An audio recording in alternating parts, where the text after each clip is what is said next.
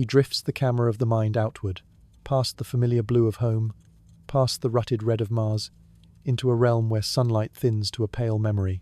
Here, in the outer rooms of the solar system, the light falls like dust. It touches plains of frost, cliffs of glassy ice, dunes that glow the color of smoke. The air is not air at all. It is vapor scattered thinly across silence. Yet this is no emptiness. It is a quiet that holds a secret. Small worlds circle giant planets with a patience that seems endless. They are called moons, a simple word for bodies that are anything but simple. Some of them breathe, in their own way. Some vent heat, compose vapors, and speak through geysers that write soft letters across space. They do not behave like frozen stones. They lean toward life's conditions, even where life seems impossible. He considers Europa first. It lies under the hard glare of Jupiter's radiation, banded with lines like the frail veins of an eye. Beneath its ice there is an ocean so deep that it would drown all of Earth's trenches with room to spare. There is no sun beneath that shell. Heat comes from below, and from the push and pull of gravity that kneads the moon as if it were soft bread. Cracks migrate, plates shift, salty brine oozes up and freezes into stains that blush turquoise and brown. Europa waits like a white lung, holding breath in water black as night. He turns to Enceladus, small and bright, circling the vastness of Saturn. Along its south pole, tiger stripes carve the crust into gates. From those gates, plumes rise in white spirals that catch the starlight. The jets carry water, salts, silica, and an aroma of organics that suggests chemistry has been busy in the dark. The material falls back like snow or escapes to build a ring, a diaphanous bracelet around the planet that owes its existence to a world barely 500 kilometers across. Enceladus whispers that heat and water can gather in the most unassuming places. It asks a quiet question. How can so small a body keep a warm heart? Another voice belongs to Io, which is neither quiet nor gentle. Closest to Jupiter among the big moons, Io erupts with sulfur and ash. Its volcanoes paint the surface with yellows and reds, a fever dream of rock and fire. Lava lakes churn under starlight. Plumes vault into vacuum and fall back in parabolic arcs that carry the shape of gravity. Io is hot where the sun is weak. It is proof that the tides of a giant can grind stone until it glows. Heat is not only a gift of the star, heat can be stolen from motion. Titan steps in like a world with its own weather. It keeps an atmosphere thicker than Earth's, an amber sky that turns distance into haze. Methane reigns here. Rivers cut channels, gather into lakes, and drift as seas under a sky the color of old honey. Dunes march across plains in long, patient rows. The chemistry of carbon is everywhere, but the temperatures sit far below water's freezing point. Titan is an experiment set by nature in a cold laboratory. It offers a second kind of climate machine, one that rhymes with Earth but sings in a different key. Farther out, Triton circles Neptune in defiance, moving against the direction of the planet's spin. Its path gives away a history of capture, of migration from the Kuiper Belt, of disruption and settling. Dark geysers puff from the surface when sunlight triggers pressure beneath a thin skin of frost. The terrain looks young, as if the clock of craters had been reset. Even here, in the final cold of the outer system, there are signs of warmth that refuses to yield. He lets the gallery expand. Ganymede, the largest moon, bears a magnetic field of its own, and an ice shell that likely guards layers of brine like a tiered cake of oceans. Callisto keeps scars of ancient impacts, but may hold a hidden sea, a quiet library of the deep history of the solar system. Miranda hangs with cliffs so tall they could swallow Everest, terrains mashed and reassembled, as if gravity had made a collage. Each world contributes a verse to a poem about persistence in the cold. The question rises: what secret keeps these moons warm, alive, and strange so far from the sun? At first glance, distance should kill energy. Light falls to a fraction. Heat fades into the black. Small bodies should cool quickly and freeze to their cores. Yet they tremble with hidden work. Gravity shivers through them. Radioactive elements decay in their rocks. Water meets rock and exchanges greetings that release heat and produce hydrogen. The shells creak, the cores flex, the fractures fill and empty, and the surfaces record the pulse. In that rhythm, geology becomes a living process, slow but relentless. He imagines standing on the rim of an icy fault on Europa. The stars would be sharp and merciless. Jupiter would hang like a muted lantern with bands folded across its face. The ice would groan. A distant fracture might glow faintly blue where fresh crystals scatter starlight. If the ear could hear through vacuum, it might catch a sound like a whale's song as blocks of ice slide against one another. Over that shoreline of frozen plates lies an ocean without wind, without day, without sky. The walls drip minerals leached from warm rock below. Hydrothermal vents exhale alkaline smoke that meets colder water and precipitates chimneys white and black. Chemistry blooms along the gradients like ghostly gardens. The ocean floor becomes a page where energy writes. He imagines a fall of snow on Enceladus. Grains of ice drift out of a plume and settle in a hush that has lasted for eons. Each grain holds a record of pressure and temperature, a diary of the chamber below. Some grains carry silica so small that only careful eyes can see it. Those grains point to hot water flowing through rock. Heat shapes crystals in certain sizes. The sizes become clues. The clues become a map of a seafloor unseen. He imagines rain on Titan. Methane clouds thicken. A drop forms and descends through orange light, gathering more of itself along the way. It lands in a ripple that spreads and fades into the quiet. The river reads a path that curves around a hill made of water ice as strong as granite in that cold. Sand made of organic fragments flows in sheets and rests as dunes that turn like compass needles with the winds. From ashore, a horizon curves across a sea of liquid methane under a sun that looks like a coin. It is alien and yet familiar. It suggests that climate is a story that can be written in many alphabets. The camera of the mind pulls back farther. Giant planets rule these realms, and their moons do not wander free. They lock into resonances that trade energy with each lap around their masters. They carry eccentric orbits that stretch and relax their bodies like breathing. They hide cores that may be molten or fractured. They hold fractures that channel oceans from below to above. The interplay is not random. It is clockwork cut from gravity. Within that clockwork, heat rises, ice moves, rock alters, and chemistry approaches thresholds that biologists recognize with a tightening in the chest. Beneath the poetry sits a practical desire. He wants to know whether life can begin without sunlight. He suspects that energy gradients, liquid water, and a scaffolding of minerals can compose living reactions under ice roofs that never see a star. If such a thing has happened anywhere, it changes the arithmetic of the cosmos. Oceans like these could be more common than Earth-like surfaces. If life prefers interiors to exteriors, then the galaxy might be louder than anyone guessed. Even silence in those oceans would teach something grand, because it would draw the boundary of life's patience more clearly. He holds the thought a moment longer. In the dark, a geyser lifts. In the cold, a vent glows. In the thin light, dunes migrate with ancient patience. Strange moons continue their quiet work, turning motions into warmth and warmth into possibility. The solar system keeps its distance, but not its secrets forever. Each plume is a hint, each ridge a half-sentence, each storm a question mark. He listens as if the moons were speaking in sleep. The message is not yet complete. It is clear enough to follow. It says that even where the sun is a whisper, worlds can learn to sing. He lifts a lens to the night and watches a simple truth become complicated. In January 1610, a Florentine craftsman turns a crude telescope toward Jupiter and finds 4 stars that do not obey the Earth. Night after night, Galileo sketches their shifting positions and understands that these points circle a world other than his own. Io, Europa, Ganymede, and Callisto enter human memory as lights that refuse to be fixed. Their dance undercuts a universe arranged solely around Earth and replaces it with a system that tolerates many centers.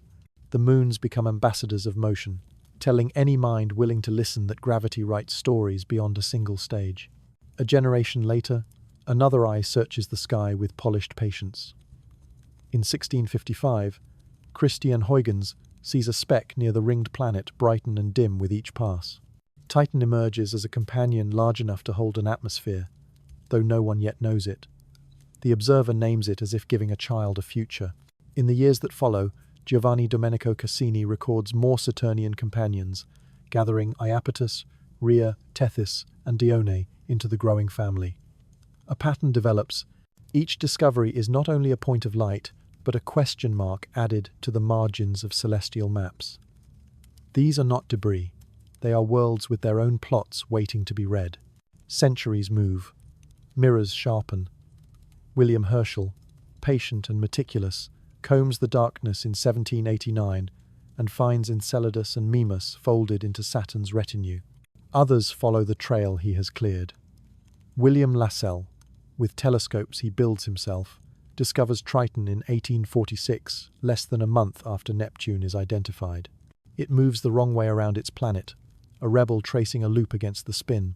In 1851, Lassell adds Ariel and Umbriel to Uranus, small spheres whose grayscale faces remain hidden until another age. Gerard Kuiper, in 1948, recognizes Miranda as a fragment that looks as if gravity once broke its bones and then set them again with visible scars. Names accumulate like shells on a shore. Each name carries a promise that one day a closer gaze will transform points into places. The transformation begins when machines take the path that eyes cannot. In 1973 and 1974, Pioneer 10 and 11 skim the giant planets and report back a flood of context. They send images that take moons out of myth and into geology.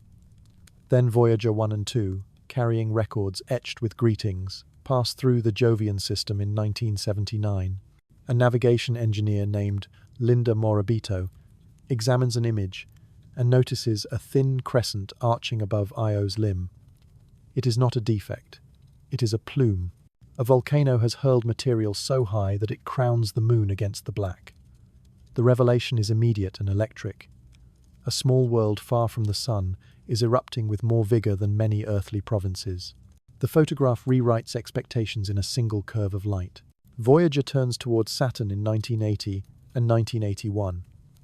Titan's haze swallows the surface from view, hinting at weather and chemistry under a hydrocarbon sky. Enceladus appears bright and young with telltale grooves and smooth plains. But the jets that will later captivate attention lie unrecognized. The spacecraft continue outward. In 1986, Voyager 2 skims past Uranus and reveals Miranda's jumbled provinces, canyons that fall deeper than any on Earth, and surfaces stitched together like patchwork. In 1989, it reaches Neptune and meets Triton face to face. Dark geysers lift from sun-warmed plains, lofting soot across ice in drifting fans. Even here, near the deep cold of the system's edge, the ground exhales. The catalogue of strange behavior grows, and with it, a suspicion that these satellites are running engines powered by more than sunlight. The age of orbital patience follows. In 1995, a spacecraft named for Galileo slips into the embrace of Jupiter and lingers for years. Instruments sense a magnetic whisper from Ganymede, an entire moon sheltering a field born of a molten interior. Europa's surface shows a confusion of lines and rafts that look like fractured ice set adrift and refrozen. The radio waves taste charged particles that seem to dance in a way only possible if a salty ocean lies under the crust. Callisto, ancient and pocked, surprises by hinting at a hidden layer of conductive liquid. The family of ocean candidates begins to form, not out of speculation but out of measurements that refuse to be ignored. Another drama unfolds at Saturn when, in 2004, a joint mission arrives and divides itself by purpose. The orbiter named Cassini surveys the system, while the Huygens probe prepares for a fall through orange clouds. On a January day in 2005, Huygens sinks through Titan's atmosphere, streaming images of bright highlands and branching channels. It lands on a plain of pebbles made of water ice, damp with hydrocarbons, and listens to winds that speak in low tones. From orbit, Cassini charts seas pooled at the poles, ripples that imply waves, and coastlines rewritten by rainfall. The atmosphere is not a mask but a climate, operating in slow motion on different chemistry. Science gains a second template for weather. In quick succession, Cassini turns an eye toward Enceladus. The South Pole glows faintly in thermal images. Long fissures, later nicknamed tiger stripes, cut the crust into parallel valleys. Jets spurt from the cracks, scattering ice and vapor into space. Instruments fly through the plume and taste water, salts, organics, and silica grains of particular size that argue for liquid water circulating through warm rock. The moon that once seemed a polished bead reveals a working ocean and a heat source that belies its size. A fountain joins the sky and the sea, and a ring around Saturn feeds from that continuing breath. Across the decades, each advance in optics and flight has redrawn the word moon. Early observers saw points that moved. Spacefaring descendants saw landscapes that evolved. The plot threads include magnetic signatures that map hidden layers, gravity fields that betray liquid interiors, and tenuous atmospheres that whisper of cycles. The instruments read in wavelengths, the eye cannot. They sift particles, count flashes of charged energy, and time the slight wobbles of a spacecraft tugged by mass unevenly spread within a body. Each method peels back another sheet, until what remains is the outline of a world that works from the inside out. The consequences gather quietly. A telescope once simply proved that not everything circled Earth. Probes and orbiters now point to reasons why some small worlds resist the cold. The discoveries are not accidents, but the yield of craft, perseverance, and curiosity. Artisans shaped mirrors in workshops, lit by lamplight. Mathematicians plotted trajectories that threaded gravity wells like needles through fabric. Engineers folded antennae and instruments so they could unfurl in the dark and operate without a hand to fix them. Each contribution widened the corridor through which understanding could pass. He studies the cumulative image that results. A gallery of moons stands arrayed, each with its signature. Io shouts with fire. Europa murmurs with shifting ice and saline stain. Ganymede carries an internal dynamo, a privilege previously reserved for planets. Callisto hides a quiet sea under ancient scars. Enceladus writes a bright script into space. Titan keeps a sky and sets rivers running with liquid methane. Miranda wears the look of a world that was broken and reassembled. Triton holds on to warmth and exhales nitrogen in jets propelled by sunlight trapped beneath frosts. None of them fit into the old category of inert satellites. All of them argue for processes that convert motion, pressure, and decay into heat and change. He allows the older images to sit beside the newer ones for contrast. The ink drawings of Galileo, careful and small, capture motion with dots and lines. The frames from spacecraft show shorelines, cliffs, and clouds. The continuum between them is the shape of human attention stretched over centuries. By finding first and returning later, observers closed the gap between abstraction and place. The path from point to world is not a straight climb, but a spiral that deepens with each pass. Questions remain behind like anchors, and answers accumulate like sediment in shallow water until the bed of knowledge can bear more weight. In the quiet space between observations, he hears a lesson repeated in different accents. Worlds reveal themselves in stages, and the simplest instrument can begin a revolution if pointed with care. The moons that once served as props in a demonstration against geocentrism have become laboratories where heat negotiates with cold, where ice moves like stone, and where chemistry plays by new rules. Their discovery is unfinished only in the sense that discovery never ends. The first eyes did not know what these lights would become, but they started a gaze that still lengthens. Each new eye, whether lens or spacecraft, enlarges the image until the lights are no longer strange dots but strange shores.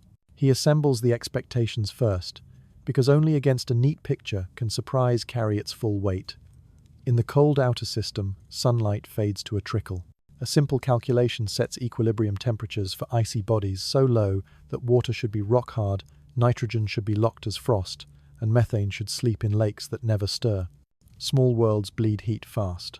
Their surface area to volume ratio favors loss, and their radiogenic fires dwindle over geological time. They ought to be relics, cratered and still, with surfaces that remember every blow since formation. Atmospheres should be rare because weak gravity cannot hold warm molecules, and ultraviolet light shreds fragile gases into fragments that escape forever. Against this sober ledger, the actual behavior of certain moons reads like mischief. He notes the first offense. Io, a modest sphere, erupts with a ferocity unmatched anywhere else nearby. Lava lakes overturn, calderas flood, and plumes arc hundreds of kilometers through vacuum. The energy budget appears upside down. There is almost no sunlight to drive weather, yet the ground behaves like a forge. Thermal models built for cooling stones predict a frozen husk. Photographs insist on a furnace. The shock is not only about heat, but about timing. Io remains active now, not as a leftover flicker from an early epoch. It should have cooled and quieted. Instead, it hurls new ground into the sky, as if time runs backward. He turns to Europa and finds a different contradiction. A body so distant from the star should wear an ancient, cratered skin. Instead, the crust is young, cross-hatched by fractures and bands. Blocks appear to have broken loose, drifted, and refrozen in patterns that resemble sea ice. The surface chemistry bears stains of salts that have no easy source above ground. Induction signatures hint at a conductive layer beneath the shell, which implies a global ocean kept liquid without sunlight. The surprise is double. Liquid water requires heat that should not exist, and persistence over millions of years requires a steady engine rather than a brief episode. The expectation of a fossil landscape fails in the face of a restless membrane. He shifts to Ganymede, and hears a third objection take shape. This moon shelters an internal magnetic field, a feature associated with global dynamos inside planets. Sustaining a dynamo requires a fluid, electrically conductive layer in motion, along with enough energy to keep the motion going. For a moon the size of Ganymede, the textbook would not have predicted such vigor. Yet the data show a field independent of Jupiter and therefore a core that churns. The surprise cascades into other layers. Models now make room for multiple stacked oceans, separated by high-pressure ice. An architecture that confounds the simplicity of rock core, liquid mantle, icy shell. He allows Callisto to complicate the picture quietly. Its surface is old and pitted as expected, but the gravity field nudges interpretations toward a subsurface ocean anyway. An ancient crust with a modern sea underneath is not a comfortable pairing. The outer face says past, the interior says present. The soul of the moon contradicts its skin. Saturn's realm adds its own astonishments. Enceladus launches jets from fissures near the South Pole, a venting that should have been impossible for such a small body with a meager stock of initial heat. The plume contains water, salts, organic molecules, and silica grains, whose sizes point to hot water moving through rock. The energy balancing act looks unreasonable. Heat emerges in watts per square meter values that exceed what simple uniform cooling of such a small sphere could deliver. The output remains steady over years of observation, which indicates a regulated engine rather than a single burst. This is not what was taught for tiny frozen moons. Titan violates a different set of rules. A moon should struggle to keep an atmosphere, yet Titan drapes itself in an envelope denser than Earth's. The gas is mostly nitrogen with a significant fraction of methane. The methane should not last, because ultraviolet light breaks it apart and drives reactions that stick carbon into heavier organics that settle as haze. On timescales much shorter than the age of the system, the methane ought to be gone unless something resupplies it. Rivers and lakes of this volatile liquid require cycles of evaporation and rain that need a stable atmosphere and long-standing reservoirs. The expectation of a bare, icy sphere gives way to a world with a climate, a hydrology of hydrocarbons, and dunes sculpted by winds under an orange sky. The mismatch between theory and sight forces a new class of questions.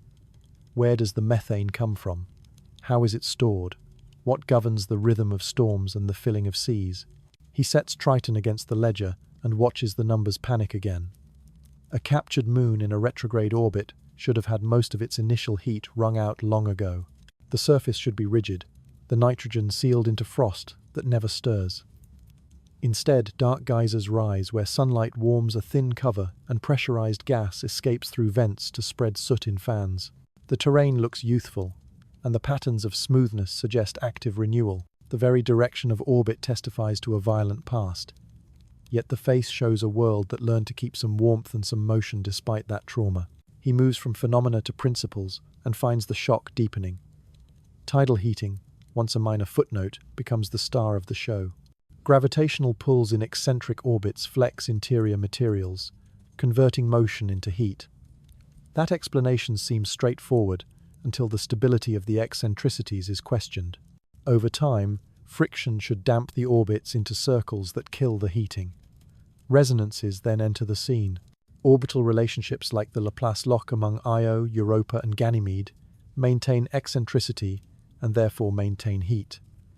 The surprise lies in the precision and consistency of this dynamical pump. It means moons can draw energy not from the star, but from the sculpted dance imposed by a giant planet and its family. The solar system contains internal mills that grind gravity into thermal power. That idea reverses a habit of thought that placed radiative energy at the center of every thermal story. He considers the materials themselves and sees further trouble for prior assumptions.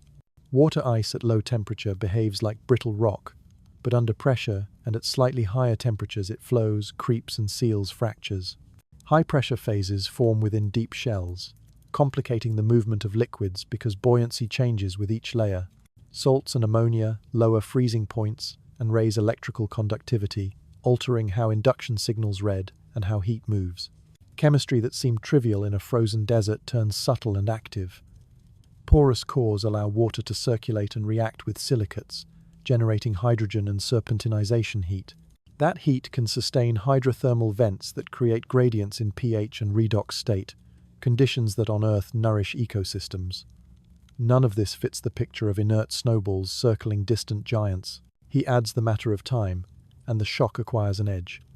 Surface ages on several of these moons do not match ancient, unaltered terrains. Europa's young crust, Enceladus's fresh particles, Triton's renewed plains, and Titan's reshaped river deltas all indicate ongoing processes measured in tens of millions of years or less.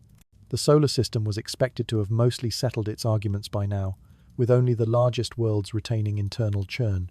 The persistence of activity in small, cold bodies complicates any simple timeline. He places instruments into the story to clarify why the evidence carries weight. Magnetometers sense induced fields that rise and fall as a moon moves through a planetary magnetic environment. The results require layers that conduct, which in turn require brines or salty oceans. Gravity measurements track tiny accelerations and reveal mass concentrations and structural layering inconsistent with solid ice throughout. Thermal imagers detect stripes of warmth over specific fractures rather than diffuse cooling. Spectrometers sniff volatiles and find complex organics that cannot be accounted for by surface sputtering alone. Each tool breaks an assumption and replaces it with a constraint. He listens for the echo in biology, and here's another reason the findings feel disruptive. Life on Earth is sized to an atmosphere, a sunlit ocean, and a surface exposed to the sky. The moons insist that habitable conditions can arise inside shells of ice, with no direct sunlight at all. Energy can flow through rock and water without a sky to mediate it. Nutrients can cycle through vents driven by heat released from either chemical alteration or tidal dissipation. Organics can form in upper atmospheres and snow down to lakes that never see a day as we know it. The domain of possibility stretches, and the old boundary markers look provincial. He gathers the threads into a single sentence he chooses not to speak aloud. The rules have not failed, but the examples have multiplied in ways that require the rules to be written more generously. Distance from the sun does not determine Calder's fate. Mass does not prohibit internal power if orbital choreography plays its tune. Chemistry does not rest simply because the air is thin. The moons stand as proofs that the universe keeps more engines than were listed in the first manuals.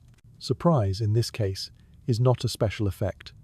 It is the honest shape of the system. He opens the archive of signals and lets the numbers breathe.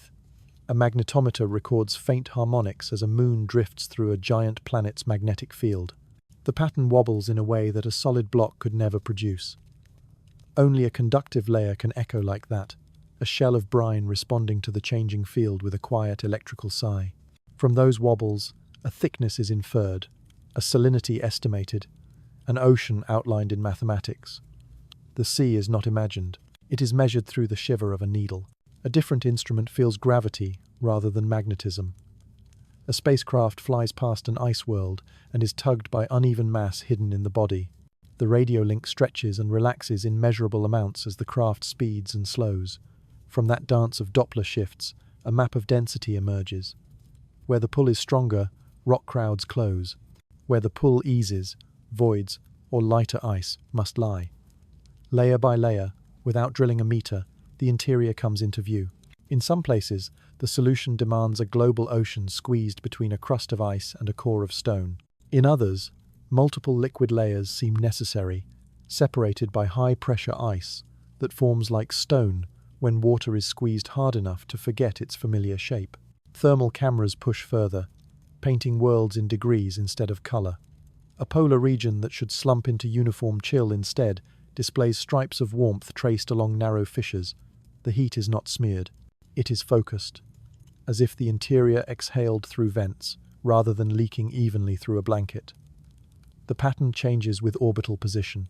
Tides pull, stresses peak, and the fissures widen just enough for jets to strengthen. The timing is not guesswork. Brightness flares crest near predictable phases, linking celestial mechanics to geology by a tight knot of cause and effect. Dust counters and mass spectrometers catch snow as it falls upward. A spacecraft threads a plume and tastes its chemistry. Water dominates, but salts ride alongside in ratios that belong to an ocean that has met rock. Sodium, potassium, carbonates, and chlorine point to a briny broth. Silica grains arrive in sizes that betray their origin. Particles a few tens of nanometers across condense out of hot alkaline water cooling rapidly into colder ocean, a signature of hydrothermal circulation through a porous rocky core. Molecular hydrogen appears in the readings as well, a gas released when water meets fresh rock in serpentinization reactions. That hydrogen is a currency of energy for microbes on Earth. Here, it represents a gradient waiting to be spent. Surface geology adds another dimension. High-resolution images show bands that slice across crusts in braided ribbons. Some bands are double ridges with central troughs where warmer material once rose and froze. Others are chaos provinces, where blocks have rotated and drifted before rejoining. The pattern of cracking mirrors what a thick, brittle lid experiences when a mobile layer pushes from below. Dendritic fractures run outward from stress points like frozen lightning, revealing the directions of past pulls and compressions. The ice is not static. It is a membrane that buckles, heals, and records its own pain. On a world with a sky, the instruments change their questions. Radar sounders pass through clouds to sketch topography and measure the darkness of lakes. Returns from polar seas suggest depths that swallow skyscrapers without a trace. The signal scatters differently from methane and ethane, allowing mixtures to be counted from orbit. Spectrometers peer through gaps in haze and find benzene rings and nitriles drifting like chemical pollen. Seasonal shifts in brightness trace, cloud outbursts that evolve into storms. River channels branch and rejoin across deltas that migrate over time, proving that rain is not a rumor. Wind patterns appear in the orientation of dunes that wrap continents in long, orderly swaths. Together, these observations turn atmosphere into climate, and climate into patient alien weather. Back in darker realms, geysers lift blankets of dust across plains of nitrogen ice. Shadows change with the season as sunlight brightens a cap just enough to build pressure beneath it. When the seal breaks, gas carries pigment into the sky. The fans it leaves behind point downwind like blackened compass needles. The vents move as the cap migrates, showing a surface tuned to illumination rather than to internal engines alone. Even the most distant cold can awaken when the light is angled just right. Timing and resonance continue to stitch the interior to the exterior. Telescopes watch for plumes in silhouette as a moon crosses the face of its planet. On some passes, a thin veil rises from a fracture and then vanishes on the next. The intermittence hints at valves opening and closing under tidal rhythm. Another world quivers in its orbit, with a libration larger than a solid body would allow. Only a decoupled shell, floating over liquid, can wobble with such amplitude. The wobble becomes proof that the crust is unmoored from its core, a raft over a dark sea. Data from charged particles add one more layer. Streams of plasma in a giant planet's magnetosphere interact with the exospheres of nearby moons. Where dense neutral gas erupts, the flow slows and picks up new ions. The pattern of this alteration maps invisible atmospheres and the invisible sources that feed them. A torus of water group ions traces a faint ring spawned by a small moon's breath. The planet wears that ring like a faint halo, its brightness modulated by the vigor of vents far below. Laboratories on Earth echo the worlds in glass and steel. Ice at the temperatures and pressures of distant moons is compressed into exotic phases, each with its own density and slipperiness. Salts are mixed into water to test conductivity and freezing behavior under simulated gravity and radiation. Rock analogues meet alkaline water at high pressure, and the produced hydrogen is counted against models. Silica nucleation is timed and measured to match the grains found by spacecraft. The results tune the interpretations, tightening error bars until a plausible temperature range can be attached to a vent, a probable salt concentration to an ocean, a likely thickness to an ice shell. Supercomputers lend patience to physics. Grids of virtual ice slide over cores that flex under changing tidal stresses. Fractures open and close in cycles, and columns of buoyant brine rise toward a brittle ceiling. On circulating worlds, resonances maintain eccentricity while dissipating energy into interior heat. The calculations tie orbital history to present-day activity. In some scenarios, heat pulses through epochs as resonances switch on and off, producing eras of vigor separated by lulls. In others, stability reigns for millions of years, long enough to build chimneys of minerals and carve channels under ice. The fleet of observations converges on a consistent image. Oceans persist where intuition predicted only stone. Heat focuses along faults instead of bleeding away uniformly. Chemistry is not incidental but structural, setting freezing points, enhancing conductivity, and storing potential energy in molecules that can be oxidized or reduced. Even tiny worlds can arrange these elements into systems that run not as brief fireworks, but as economies sustained across geological spans. He lingers on a set of numbers that once looked outrageous. Heat flux measured over a polar terrain exceeds what passive cooling can provide by a wide margin. The gap demands a source, and the geometry narrows the suspects. Tidal dissipation in a flexing shell can do part of the work. Dissipation in the porous rock under an ocean can do more. The combined engine equals the measured glow. In another case, the amount of silica lofted per second constrains the temperature at the rock-water interface to levels that match hydrothermal vent chemistry. In yet another, the rate of methane destruction in a nitrogen sky demands a mechanism to resupply it from below, either through gradual seepage or occasional burps large enough to alter sea levels. The worlds respond to these deductions by offering small confirmations. A plume's salinity shifts with time, implying that pockets in the crust sometimes empty and refill. A fault brightens, then dims, suggesting the opening has narrowed under the next stress cycle. The edge of a lake retreats by a measurable amount between seasons, proving that evaporation and rainfall maintain a delicate balance. A faint auroral curtain at a moon's pole rocks back and forth at a rate that fits a hidden ocean's conductivity. Each hint tightens the frame until hypothesis becomes model, and model becomes expectation. He returns the archive to its quiet and holds the image now assembled. The deeper data do not merely decorate earlier suspicion. They provide the architecture of interior seas, the plumbing of vents, the metronomes of tides, and the recipes of airless chemistry. With this architecture in hand, the strangeness acquires structure. Oceans can be mapped without light, heat can be traced without flame, weather can be counted without water. The moons no longer ask to be believed. They insist on being measured, and they reward the insistence with details that make them into places rather than ideas. He gathers the puzzles in one room and finds that each answer breeds a finer riddle. Heat rises along fractures, yet the totals do not always balance. Some regions emit more power than tidal models predict even when every known parameter is tuned. The shortfall suggests an unseen amplifier, or an engine operating where models rarely look. Perhaps warm water percolates through porous rock and dissipates energy in a layer too complex for simple equations. Perhaps grains slide past each other in the ice like cards in a deck, turning shear into friction and friction into focused glow. The arithmetic refuses to close, and the gap is not noise. It is invitation. He studies the shape of the ice. A shell can be thin in one place and thick in another, and that unevenness reshapes stress fields. Cracks that appear straight in image are knotted spirals in 3 dimensions. Some double ridges look as if water once pooled in shallow lenses and then refroze, lifting flanks like slow springs. That reading fits certain morphologies but not others. Chaos terrains in one region resemble plates that drifted on mobile slush. Chaos terrains elsewhere look more like founded roofs over cavities emptied from below.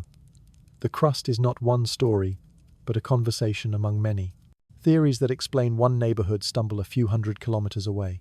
He sets the ocean against the shell and watches the interface misbehave.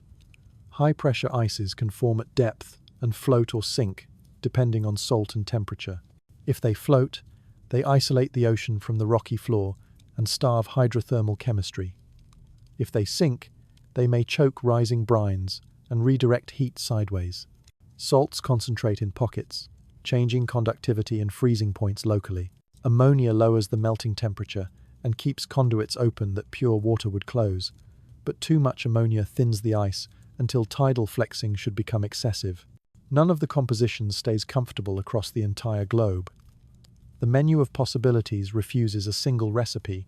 He listens to a sky that should be simple and finds new tensions. Methane in a nitrogen atmosphere is short-lived under photolysis, yet lakes stay filled and storms keep recurring. The supply hides somewhere beneath, in clathrate cages or in reservoirs that release gas through fractures. Ethane should accumulate as a stable end product, yet seas do not brim with it. Noble gases are oddly scarce, as if trapped in ice or lost during a violent past. The meteorology is precise enough to time fog banks and seasonal winds, but the long budget of carbon remains unsettled. The climate machine runs, yet its fuel line is unresolved. He returns to jets that act like clocks, and discovers that their clocks sometimes drift. Plumes strengthen and fade with tides, then ignore the rhythm for a season. One fissure brightens while a neighbor dims. The total power holds steady, but the map of glow strolls across the pole in patterns that resist a single cause. If the source were a fixed chamber, the behavior would be simpler. If the source were a broad porous network, pressure would equalize too quickly. The system seems to sit between a pipe and a sponge, part plumbing and part fabric, shifting under stresses that change with orbital phase and with deeper rearrangements. He watches a giant moon carry a magnetic field and wonders how a dynamo persists when heat should bleed away on billion-year timescales. The core must keep moving, either through compositional convection as light elements separate from heavy ones, or through heat leaking along preferred paths that keep the inner fluid restless. Yet the present field strength insists on a vigor that models struggle to sustain without invoking a past event that left lingering motion. If the dynamo pulses through eras, the surface should record pauses and restarts in subtle ways. Those signatures are faint and easy to misread. He consults the ledger of time and sees contradictions etched into the crusts. Surfaces renew themselves too quickly in places where power seems too low.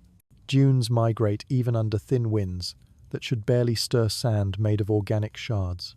River deltas grow and retreat with a patience that exceeds a single storm season, yet the shorelines change faster than a slow climate alone would allow.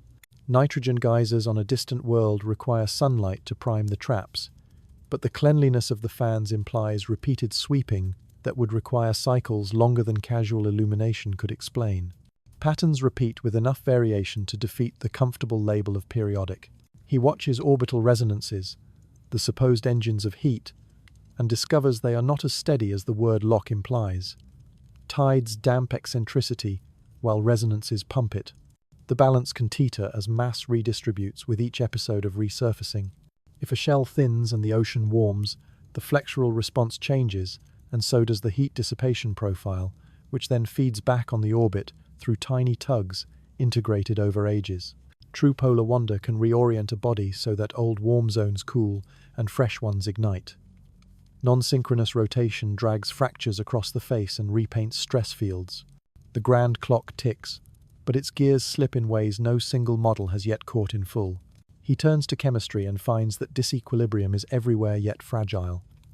Oxidants formed by radiation at the tops of icy crusts could feed a dark ocean if delivered downward through faults. The delivery is slow, and high-pressure layers might block the path. Reductants rise from vents as hydrogen and other simple molecules, but their persistence depends on circulation rates that vary with shell thickness and core porosity. If oxidants and reductants meet in the right ratios, energy flows. If not, chemical batteries sit charged, and unused. The line between a habitable ocean and a quiet one may hinge on corridors only meters wide in a shell tens of kilometers thick. He considers the granular physics of ice and recognizes that even the smallest assumption can tilt a conclusion.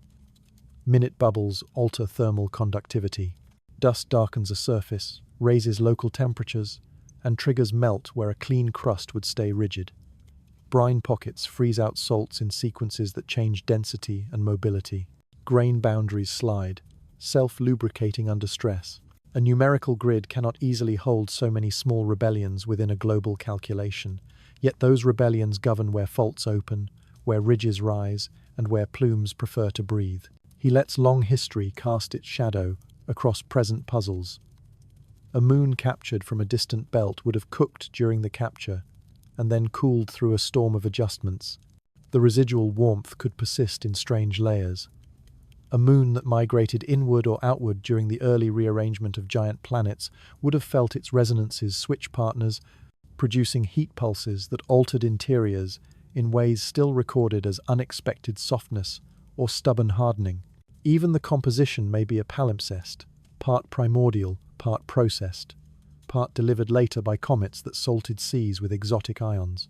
Each path to the present leaves a different fingerprint that observers must learn to read. He weighs every hint of life as both clue and complication. Molecules that look promising can arise in sterile engines. Hydrogen may be fuel, but it can vanish into reactions that never feed biology. Amino acids can assemble in upper atmospheres and rain into lakes, without ever meeting a catalyst that directs them. Minerals that act as scaffolds for reactions may be buried too deep or exposed too rarely. Habitability is a ladder with missing rungs, and the spacing of those rungs changes with time. Strong evidence in one decade may wither under finer measurements in the next. He listens to the machinery of measurement and notices that instruments sometimes disagree. A magnetic signature points to an ocean of certain salinity, while gravity inversions prefer a different thickness that alters the salinity estimate. Thermal maps imply heat transport that radar sounding does not confirm. A plume detection in silhouette fails to repeat on a later pass, even though the stress alignment should have favored it. Each discrepancy could be an error, but together they hint at variability that the cadence of flybys cannot fully capture. The worlds are not still while they are being watched. They turn their faces by phases of motion and mood. He steps back from the wall of questions and sees not confusion but depth. The mystery grows harder to explain because it has matured from a single surprise into a system of entangled behaviors. Heat, ice, rock, and orbit conspire in feedback loops that lean on thresholds. Cross a pressure, and water becomes a new ice that redirects flow. Cross a temperature, and organics polymerize into haze rather than dissolving into lakes. Cross a stress limit, and a quiet ridge becomes a jet. Each threshold makes the system sensitive to small nudges, and small nudges arrive continuously from tides, seasons, and the slow drift of interior rearrangement. The strangeness is not a trick. It is the natural complexity of worlds that run on multiple clocks at once. He sketches a set of engines on an invisible chalkboard and lets each one turn in the mind. The first rotates on gravity itself. Orbital resonances maintain slight eccentricities that keep interiors flexing. In a viscoelastic shell, that flexing produces shear, and shear becomes heat. Two schools of thought debate where the heat concentrates. One places the furnace in the ice, where warm zones migrate with stress maxima and feed conduits that breathe like gills. The other pushes the furnace downward, into a porous, rocky core where tidal pumping drives seawater through fractures. There, water meets fresh minerals and extracts both heat and chemistry. The truth may alternate with epoch and composition. When the shell is thick and stiff, heat focuses deep. When the shell thins and softens, heat migrates upward and reorganizes the plumbing. A second wheel concerns how oceans remain oceans. Pure water would freeze into a brittle floor, but salts and ammonia lower freezing points and raise electrical conductivity. Two end-member scenarios compete. One imagines a brine dominated by chlorides, a saline sea that conducts readily and records induction signals with confidence. Another favors sulfate or carbonate-rich mixtures that better match certain spectral stains on icy scars.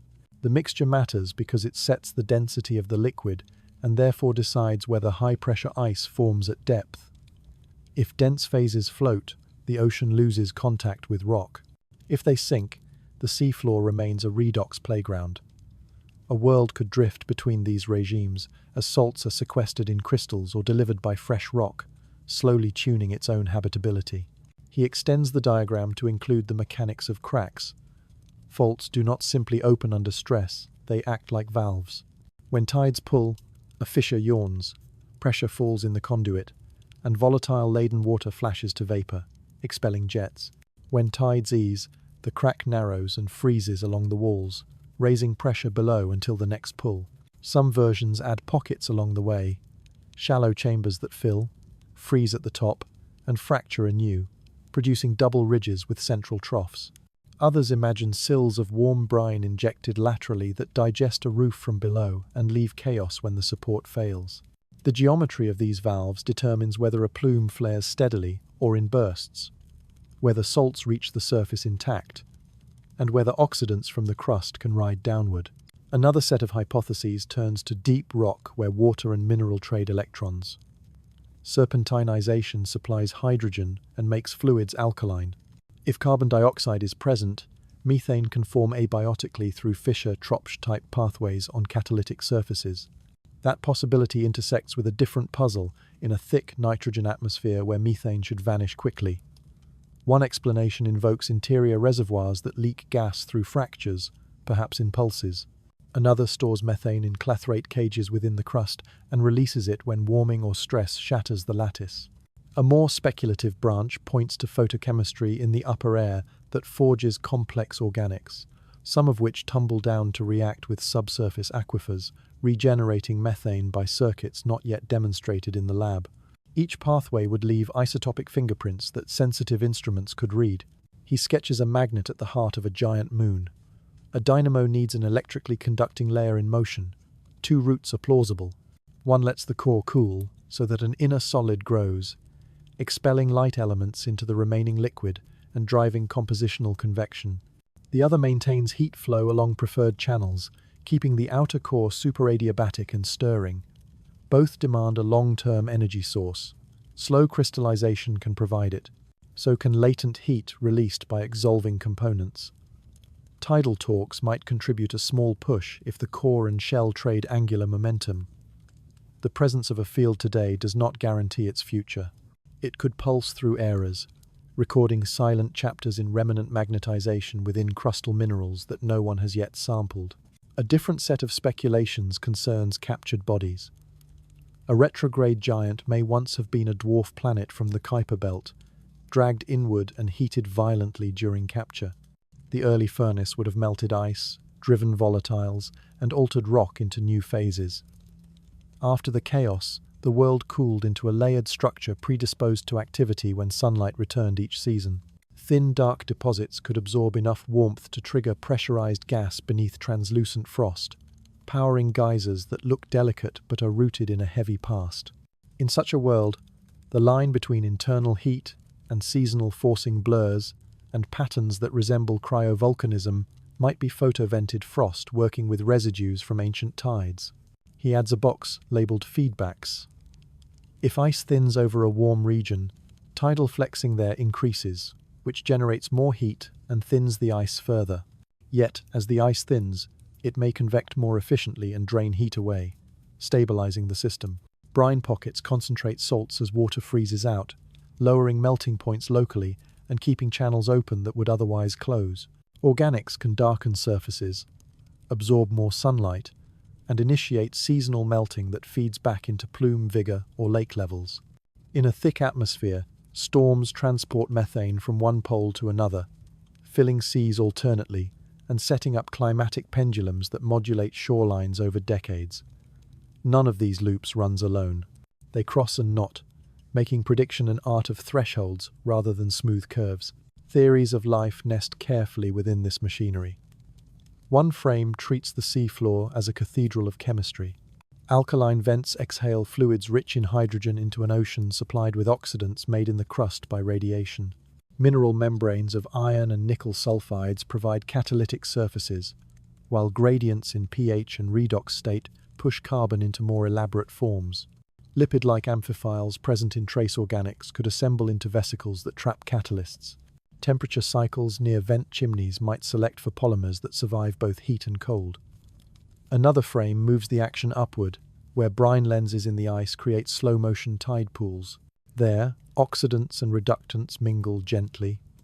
Organics concentrate by freezing, and minerals leach from the ice to act as scaffolds. A third, more speculative frame considers interface worlds where liquids meet porous clathrate layers.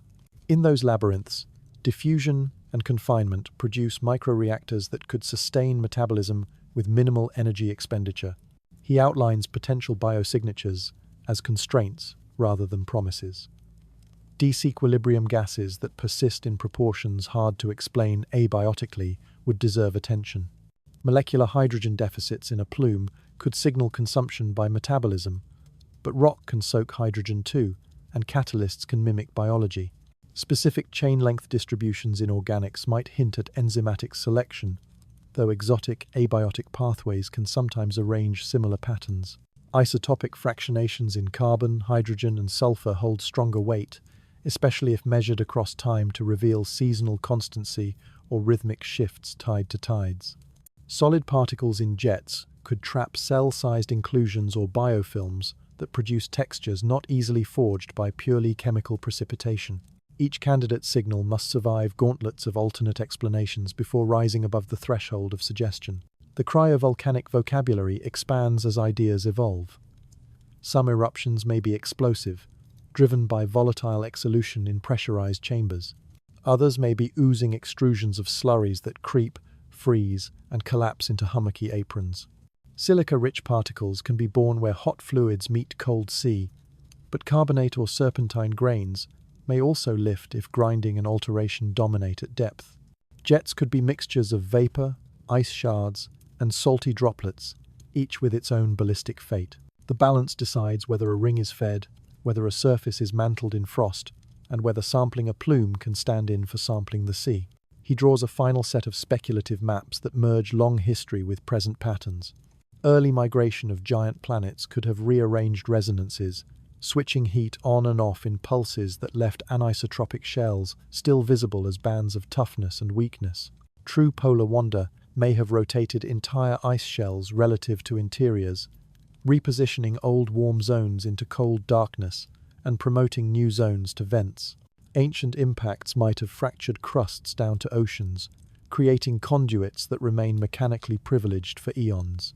Such legacy structures would explain why certain fissures dominate activity today while nearby faults remain quiet. The chalkboard fills, then pauses. Each hypothesis makes a testable prediction. Valve models tie plume timing to precise tidal phases. Deep core heating predicts silica sizes and fluxes within narrow ranges. Methane resupply pathways imply particular noble gas abundances and isotopic ratios. Dynamo scenarios prescribe specific secular variations in induced fields. Habitability frames require quantifiable budgets of oxidants and reductants delivered per square meter per year. The theories are not decorations. They are scaffolds awaiting the weight of new numbers. When the numbers come, some wheels will keep turning and some will be erased. What remains will be a tighter machine, still strange, but closer to naming the engines that let cold worlds burn quietly under distant suns. He walks the corridor of instruments as if it were a gallery of quiet engines, each built to ask a specific question and to answer with numbers rather than adjectives. Some tools listen for gravity. They spin gyros, lock radios to distant antennas, and time how a spacecraft speeds and slows as an unseen mass tugs on its path. From those slight shifts emerge maps of interiors, veiled structures inferred from the rhythm of Doppler tones. Others listen for magnetism. Coils on booms taste the invisible fields, noting how they rise and fall as a moon swims through a planet's magnetic sea. When the field inside a moon is induced by a passing wave, the phase and strength of the echo draw the outline of a hidden ocean and the salinity of its waters. Another set of tools looks straight through darkness. Ice-penetrating radar broadcasts long wavelengths that slip into a crust and bounce from layers at depth. The return arrives late by milliseconds that reveal thickness and texture. Where the beam scatters instead of reflecting cleanly, the ice is fractured or laced with brine. Over time, repeated passes trace changes as cracks open or close with the breathing of tides. Laser altimeters add precision at the surface, counting centimeters of uplift or subsidence along faults, measuring the pitch of ridges, and timing the swell of ground that could mark pressurized lenses pushing from below. He pauses at the instruments that taste. Neutral gas and ion spectrometers open their mouths to a plume and sort what enters by mass and charge. Peaks rise where water dominates, smaller peaks where methane, ammonia, or carbon dioxide hide. With careful calibration, isotopes separate, heavy and light siblings recorded in ratios that tell of origins and cycles. Dust analyzers catch grains in funnel throats, vaporize them with a spark, and read the fragments. If a silica grain breaks into specific patterns, it points to temperatures and pressures on a seafloor. If salts cluster in certain pairs, they record mixing between rock and water along channels that must exist even if no eye has seen them. Thermal imagers paint cold worlds with invisible color. They scan from the deep infrared to the far, measuring brightness that corresponds to temperature. Fissures glow slightly against night, an outline of warmth that tightens over the hours until a peak that matches predicted tidal stress. Ultraviolet spectrometers watch auroral curtains at poles, and the thin halos that form when sunlight strikes a breath of gas, reading photons for chemistry that would otherwise pass unnoticed. Cameras with narrow filters trace ices and organics by the way they reflect or absorb, building mosaics where stains carry meaning. He walks onward to machines designed to endure ground. Landers carry drills that bite ice, scoops that take crumbs, and ovens that heat samples to release volatile whispers. Chromatographs separate those whispers and pass them to detectors that weigh molecules and note their shapes. Microscopes stare at particles trapped from jets onto aerogel, reading textures fine as frostwork on winter glass. Seismometers sit patiently and translate ground murmur into spectra that tell of cracking shells or waves rebounding from a distant core. Thermometers in boreholes watch the slow drift of heat, a quiet curve that connects surface chill to interior power. He stops at designs that would swim. Cryobots promise a path down through tens of kilometers of ice. Some use hot heads that melt a tunnel, while filtering and sterilizing the water that rises. Others plan lasers delivered by fiber, their light turned into heat at the tip by a converter that glows under pressure. All pay out tethers that carry power and data, thin umbilicals that must not snag in fractures or freeze into walls. At the base of the shaft, a small submersible waits in drawings, equipped with lights tuned to minimal scattering, chemical sensors that sip water beside vents, and samplers that can collect without clouding the very fluid they hope to read. Across the hall stand flyers. Rotorcraft in amber skies lift on methane-rich air. Their blades turn slowly yet bite deeply, and each hop carries new instruments across dunes and deltas. They sniff the wind for hydrocarbons, drill pebbles of water ice hardened by cold until it can hold a shape like granite, and map the strength of the ground to find where a shore once stood and where it might stand again. Communication buoys in orbit relay their words, topping off patience with power drawn from radioisotopes that warm both battery and heart. He lingers at the wall of constraints that keep such ambition honest. Planetary protection stands like a sentinel. Every sample path passes through sterilization. Heat bakes hardware, ultraviolet bathe surfaces, and witness plates accompany the instruments from clean room to launch fairing to record hitchhiking molecules. The standards divide worlds into classes, and ocean candidates sit in the strictest tiers. To taste a sea without seeding it demands care bordering on ritual, because a discovery loses its voice if contamination can speak in its place. Testing does not end in space. Laboratories on Earth recreate cold and pressure using diamond anvils that pinch droplets until water forgets its normal phases.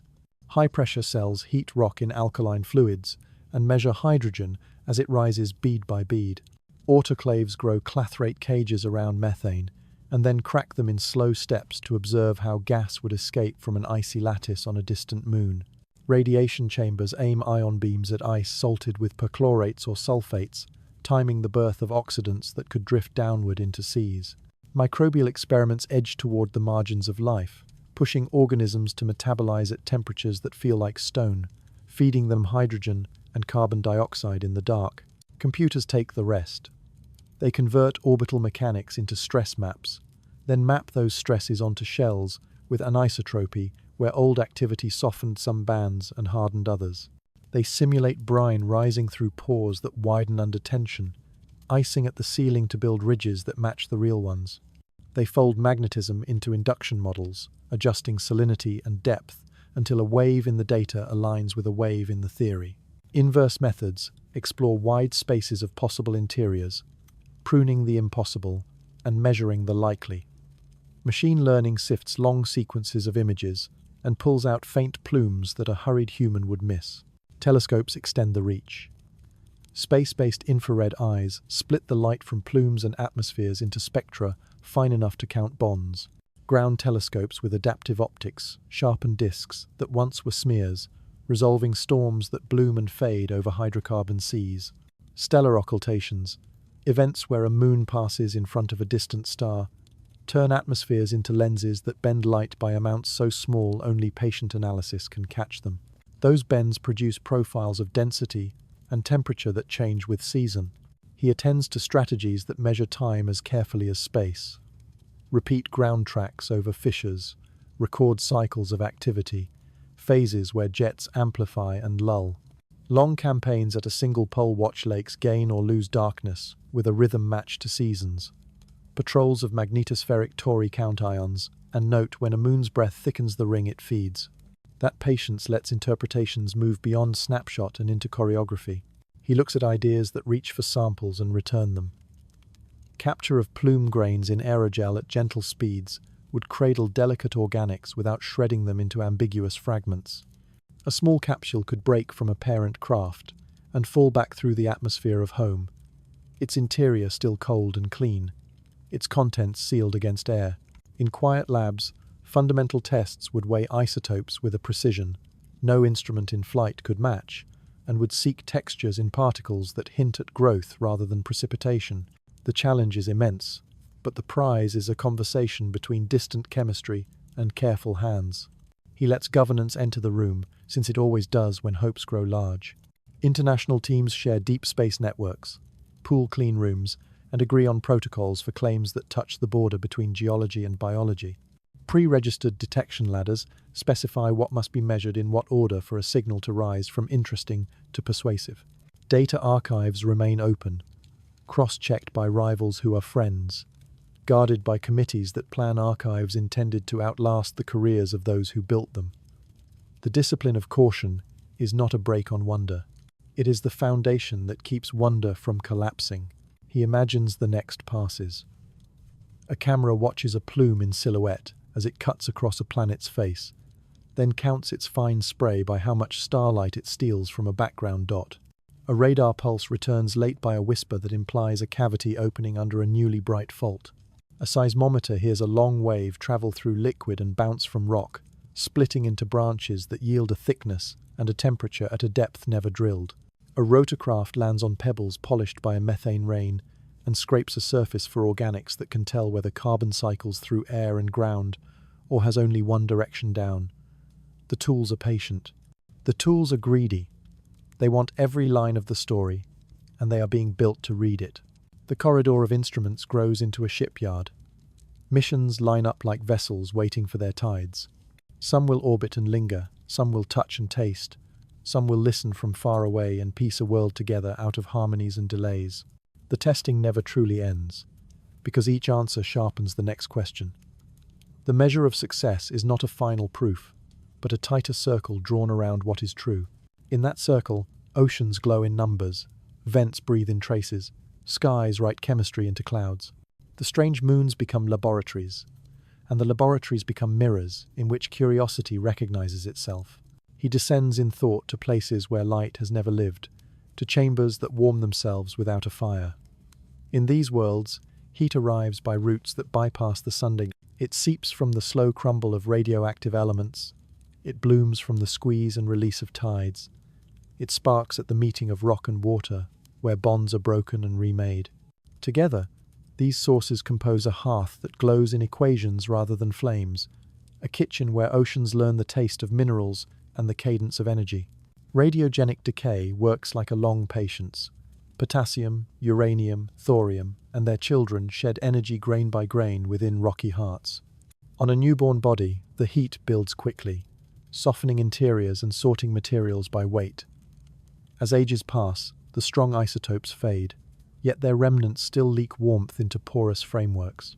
In small worlds, this quiet trickle cannot hold surfaces against space for long, but it can prime a deeper circuit. It can keep water near rocks instead of locked away as an inert ceiling. It can feed gradients that later engines amplify. Tidal shear acts with a different rhythm.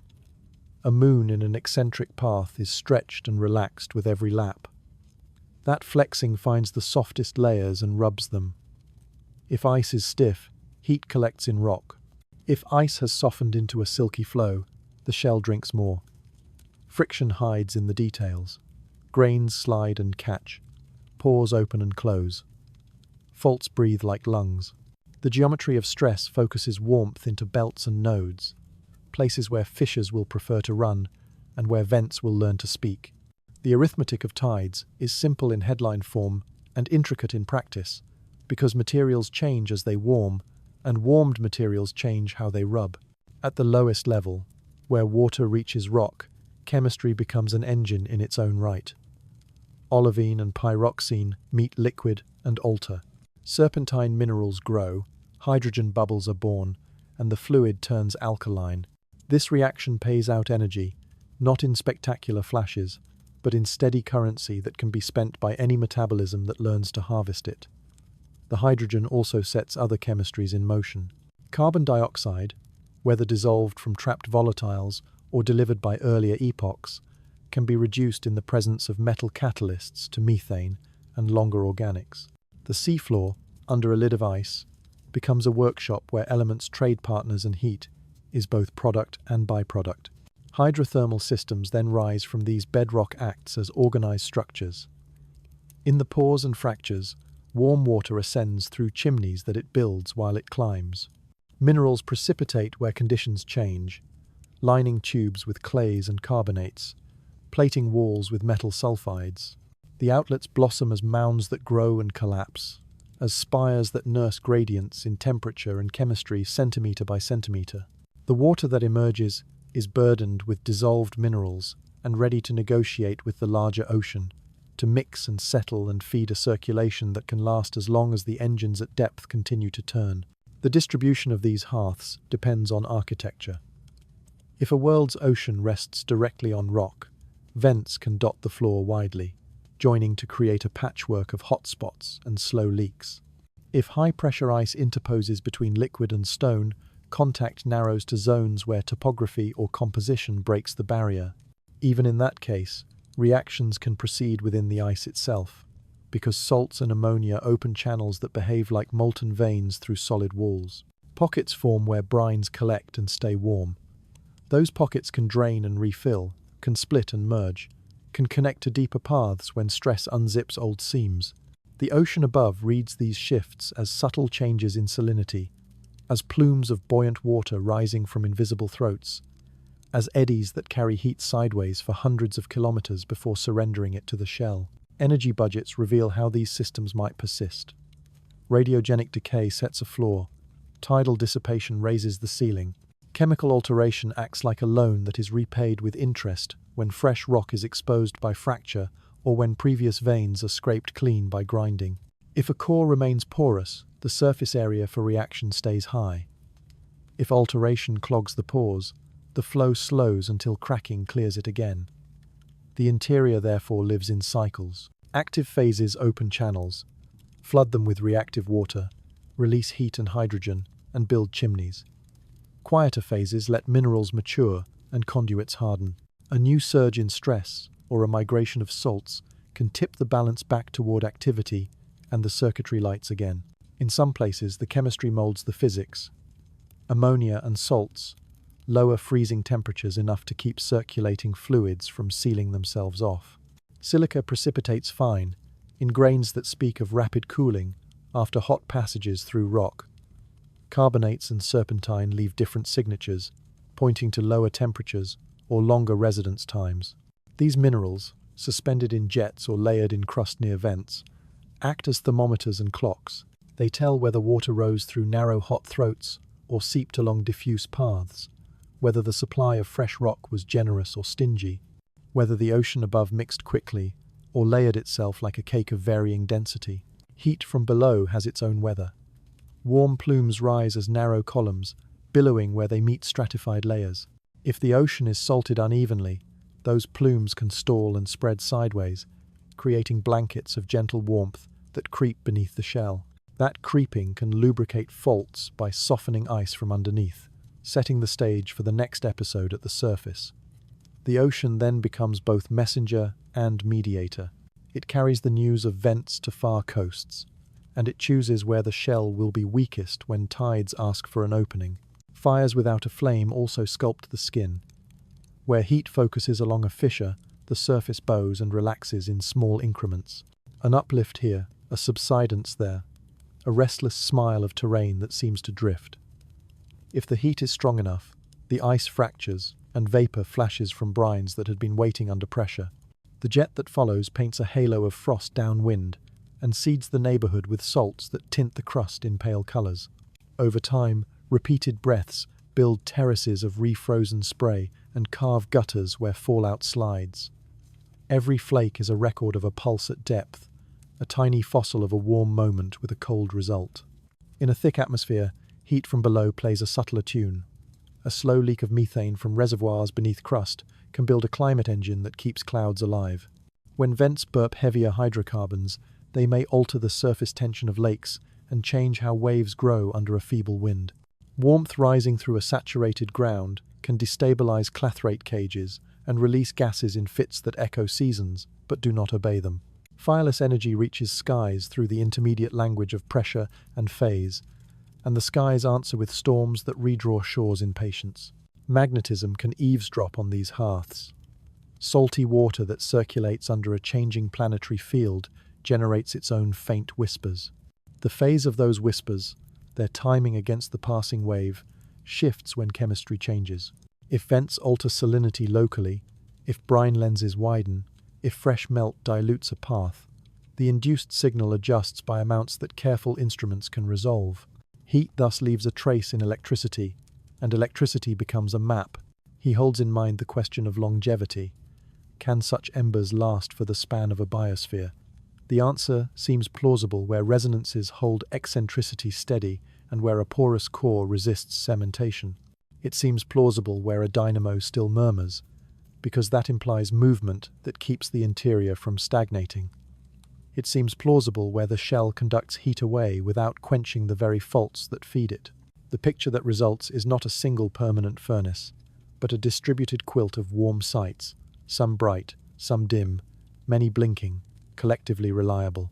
There is a beauty in this economy. Nothing is wasted. Tides grind and pay energy to ice and rock. Rock reacts and pays hydrogen to water. Water rises and pays minerals to the ocean. The ocean carries warmth and pays stress to the shell. The shell opens and pays a plume to the sky. Even the sky returns favor, snowing trace organics that feed back into brines. The circle is imperfect, leaky, and alive with thresholds, which is to say it is rich enough to host the kinds of stories chemistry likes to tell when it has time. He imagines standing on a plain that looks empty and feeling the low tremble of far machinery.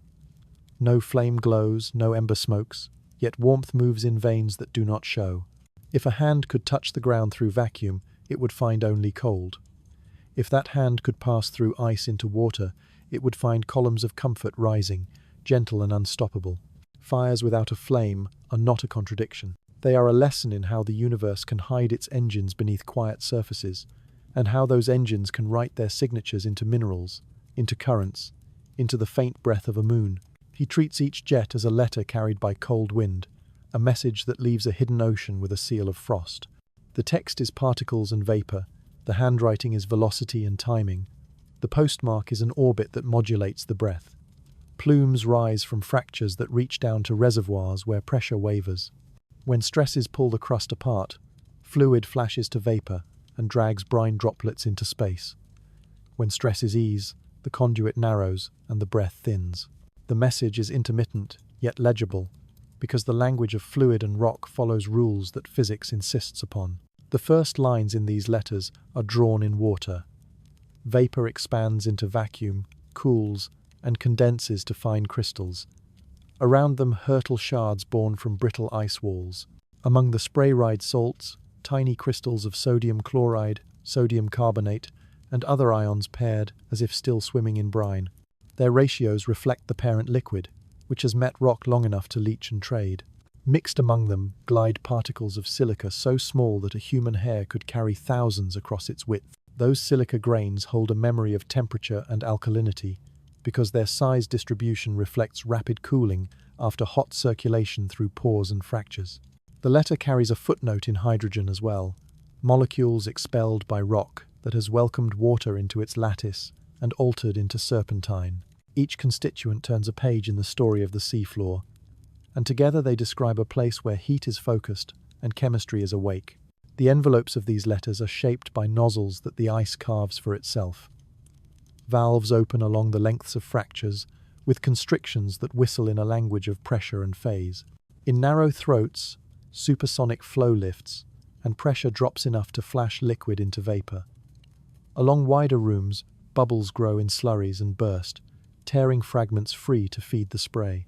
Cooling and expansion freeze thin linings onto walls, which then crack and peel when the next pulse surges. Over time, the conduits change their geometry. New side branches open where salts or clathrates once buttressed a wall and have now dissolved.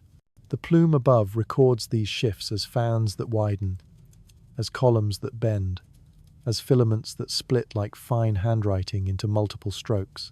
Ballistics turns the words of the letter into maps across the sky and the ground. The faint gravity of a small moon allows grains to rise hundreds of kilometers and then fall along arcs that tilt with the wind of plasma and the whisper of an exosphere. Some grains escape and join a ring, a faint band circling the giant planet like breath crystallized into a halo. Others settle back as snow, mantling the source region and nearby plains in a powder that reflects the composition of the ocean in miniature. In certain geometries, the planet's magnetosphere charges grains in flight. Those charges alter trajectories, pushing small particles sideways or upward along electric fields. The result is a plume that is not a simple fountain, but a choreography of sizes, charges, and speeds that encodes the conditions at the source. Timing adds punctuation. Tides reach maxima, and the jets brighten. Yet the pattern is not a perfect drumbeat. Friction in the walls, variable amounts of trapped gas, and subtle shifts in stress with true polar wander or non-synchronous rotation add syncopation. Fissures that once breathed in unison drift out of phase. The total output can remain roughly constant, while individual vents trade vigor as if obeying rules of conservation that engineers have not yet written. A plume may even pause for intervals longer than the orbital period, an absence that hints at the closing of shallow valves while deeper paths remain pressurized. The letter is never a single sheet. It is a packet, mailed in installments, every page slightly different. Light reads these letters too. As a moon crosses the face of its planet, starlight piping through the plume dims at wavelengths where water or organics absorb. Spectra reveal faint features that belong to molecules assembled in the ocean and altered again by radiation as they fly. A faint blue glow arises where electrons collide with plume gases, producing emissions that identify the species present. Against darkness, the jets appear as wisps, but against a bright background they are negative drawings, revealed by what they steal from the light behind them. By stacking many such crossings, observers recover profiles of density and temperature that change with season and with the phase of the tide. Textures trapped from plumes carry signatures that are older than their flight. Some salt grains adopt cubic faces that betray slow growth in a stable brine. Others freeze into amorphous beads that whisper of sudden quenching in cold vacuum. Silica appears as smooth spheres or as fractal clusters, each morphology tied to cooling rate and concentration. In mixtures, rare inclusions catch attention. Tiny cavities can hold traces of gas, and the ratios of isotopes within that gas can favor certain formation pathways over others. A particle that preserves layers, alternating salt and silica, records pulses in vent vigor, an oceanic heartbeat laid down in mineral laminae finer than a strand of spider silk. Among the components, organics travel as hints. Simple molecules like methane and ethane can ride in the vapor phase. Heavier species, including aromatics and nitriles, hitchhike on dust, sheltered from the most destructive radiation. Chain-length distributions reveal whether synthesis occurred rapidly at high energy or slowly on catalytic surfaces. Oxygen-bearing organics carry evidence of oxidation at the crust or in mixing zones near vents. Nitrogen-bearing species reflect the contribution of atmospheric photochemistry on worlds that keep a sky. The set of organics can be read as a ledger of inputs and processes, a balance sheet where entries can be matched to either sterile routes or routes that at least mimic biological selection. Biosignatures in plume letters are subtle, never a shouted claim. A deficit of molecular hydrogen compared to expectations from rock-water chemistry could indicate consumption by metabolism. A specific ratio of isotopes in carbon within methane could suggest biological preference, though temperature and catalysts can move those ratios too. Micron-scale textures in solid grains can resemble cell walls or biofilms, but mineral processes can sculpt similar shapes. The most persuasive signs arise when multiple lines of evidence point in one direction, and when those lines vary over time in ways that match plausible ecological rhythms. A jet that breathes differently at times when oxidants from a surface are most likely to be delivered. A plume that changes chemistry after a tectonic opening connects a fresh path to rock. An isotopic signature that drifts seasonally within tight bounds. These are patterns that transform hints into hypotheses worth staking futures upon. Sampling strategies adapt to the letter's fragility. Fast fly-throughs capture many particles but can shatter delicate structures. Gentle passes skim the edges and preserve texture but collect fewer grains.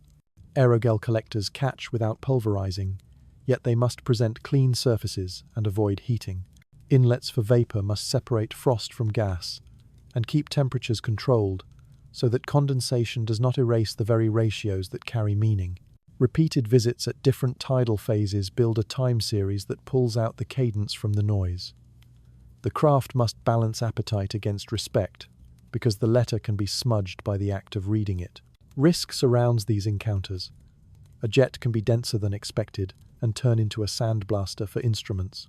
A filament can wander and miss a carefully planned path by a few kilometers, leaving an instrument to thirst in clear vacuum. Charged grains can cling to surfaces and confuse subsequent measurements.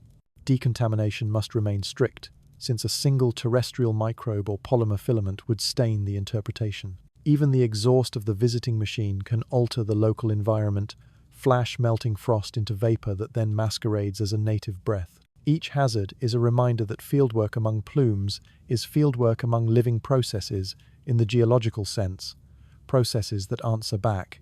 Once the letters fall to the ground as snow, a different archive forms. Layers of fine frost-billed palimpsests where each season writes anew. Salts migrate slowly downward, concentrating in lenses that lens future activity. Darker grains absorb rare sunlight and warm their surroundings by a few degrees that matter. The surface becomes a record keeper and a co-author, editing future letters by changing the pressure at depth, by buttressing a wall here and weakening it there. Maps of albedo and composition around vents therefore become predictive tools. Where deposition is thick, pressure will rise more quickly. Where deposition is thin, vents may widen and split. Rings built from escaped grains extend the letters into geometry larger than their source. The density of a ring, its asymmetries, the way it brightens after a surge, all carry information about the rate and composition of jets.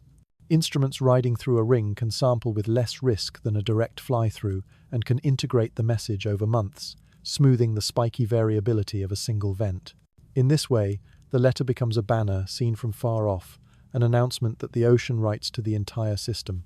He tests the metaphor one last time and finds it holds. A letter is meaningful only when read in context. Plumes must be taken with gravity fields, with magnetism, with the quiet topography that surrounds their throats. A letter can be forged, yet a sequence of letters with consistent voice is harder to counterfeit. Plumes that whisper the same chemistry across many orbits, that vary in predictably tidal ways, that deliver minerals matched to the temperature windows of hydrothermal vents, These letters earn trust. They invite reply in the form of better instruments, braver trajectories, and plans to touch the ocean itself. He imagines a future craft hovering at the edge of a fountain, catching snow in a hand shaped by engineering patience. In that snow are crystals that once sat near a warm chimney, gases that once bounced from mineral to mineral, organics that once drifted through brine in the dark. The craft warms the catch just enough to read it. Numbers appear that spell salinity, pH, temperature, oxidation state. Other numbers hint at processes that organize rather than merely proceed. The letter is read. The reply is simple. Send more questions. He walks under an amber sky that filters the sun to a coin and sees a world where water is stone and a different liquid keeps time. Rivers shine in grayscale, not with sunlight, but with sheen from hydrocarbons that have traded places with water in the script of weather. Clouds hang as filaments and bulbs, drifting in slow herds across a horizon softened by haze. The air is thick, rich in nitrogen, carrying methane the way earthly air carries water vapor. Here, rain falls in a chemistry classroom, and drainage basins are laboratories etched onto a frozen crust. Shorelines curve around seas that bear mythic names. Their surfaces wear a subtle dapple, sometimes glassy, sometimes ridged by low waves that rise under winds too gentle to impress an earthly lake. Depth lurks as darkness that radar can measure, a darkness that swallows towers with ease. Bays reach inland through drowned valleys, and islands of water ice sit as pale knuckles in cold liquid. Tidal pull from a distant giant lifts and lowers these seas by amounts that change the pressure along faults and perhaps whisper to conduits buried in the crust. Coasts adjust with the patience of centuries, yet storms can rewrite a beach in a single season. Upstream, channels braid and meander through plains that might be mistaken for deserts until a cloud burst proves otherwise. The bed is carved into the crust, which is water ice made strong by cold. Rounded cobbles line banks, cobbles that began as fragments of ice but have been polished by transport in a solvent that does not melt them. Where slopes steepen, cataracts would roar if sound could travel far in this chill. Where lowlands dominate, floodplains fan outward and stitch together as deltas. The geometry of meander and oxbow, of levee and bar, repeats a pattern familiar from warmer worlds, a reminder that gravity and fluid mechanics speak a universal tongue even when the vocabulary of molecules changes. Above these rivers, dunes march in tidy files across equatorial belts. Their grains are not silica, but organic fragments born in the high air. Sunlight splits methane and nitrogen, and the pieces recombine into complex molecules that grow into soot and fall as a brown snow. Winds then shepherd this harvest into waves that run for hundreds of kilometers. The dunes turn with prevailing breezes, curving like the coastal lines of ancient music. Between the dunes, interdune plains harden under seasonal damp, then crack and release dust when dry. The dunes are not only architecture, they are clocks that measure the long conversation between wind, rain, and supply. Clouds build with reluctance, because temperatures cling close to the dew point and small changes in season tip the balance. At times, great convective towers rise near the summer pole, built from methane vapor pumped upward by subtle warmth. Lightning may stitch the cloud tops, a rumor inferred from radio whispers, as droplets collide and exchange charge in slow collisions. The storms drift and decay, leaving behind wet patches that darken the ground for days. In other years, smaller showers salt the mid-latitudes, fattening channels without fanfare. The calendar of rain is a puzzle of cycles, where orbital geometry sets the stage and surface feedback decides which acts proceed. Lakes gather mainly toward the poles, as if the climate had separated wealth into high latitudes and left the equator with dunes instead of seas. The poles trade their inheritance back and forth with the turning of seasons. One pole fills while the other dries, then the roles switch. Some basins brim with liquid for decades, then retreat to reveal shorelines scalloped by waves and studded with evaporite deposits.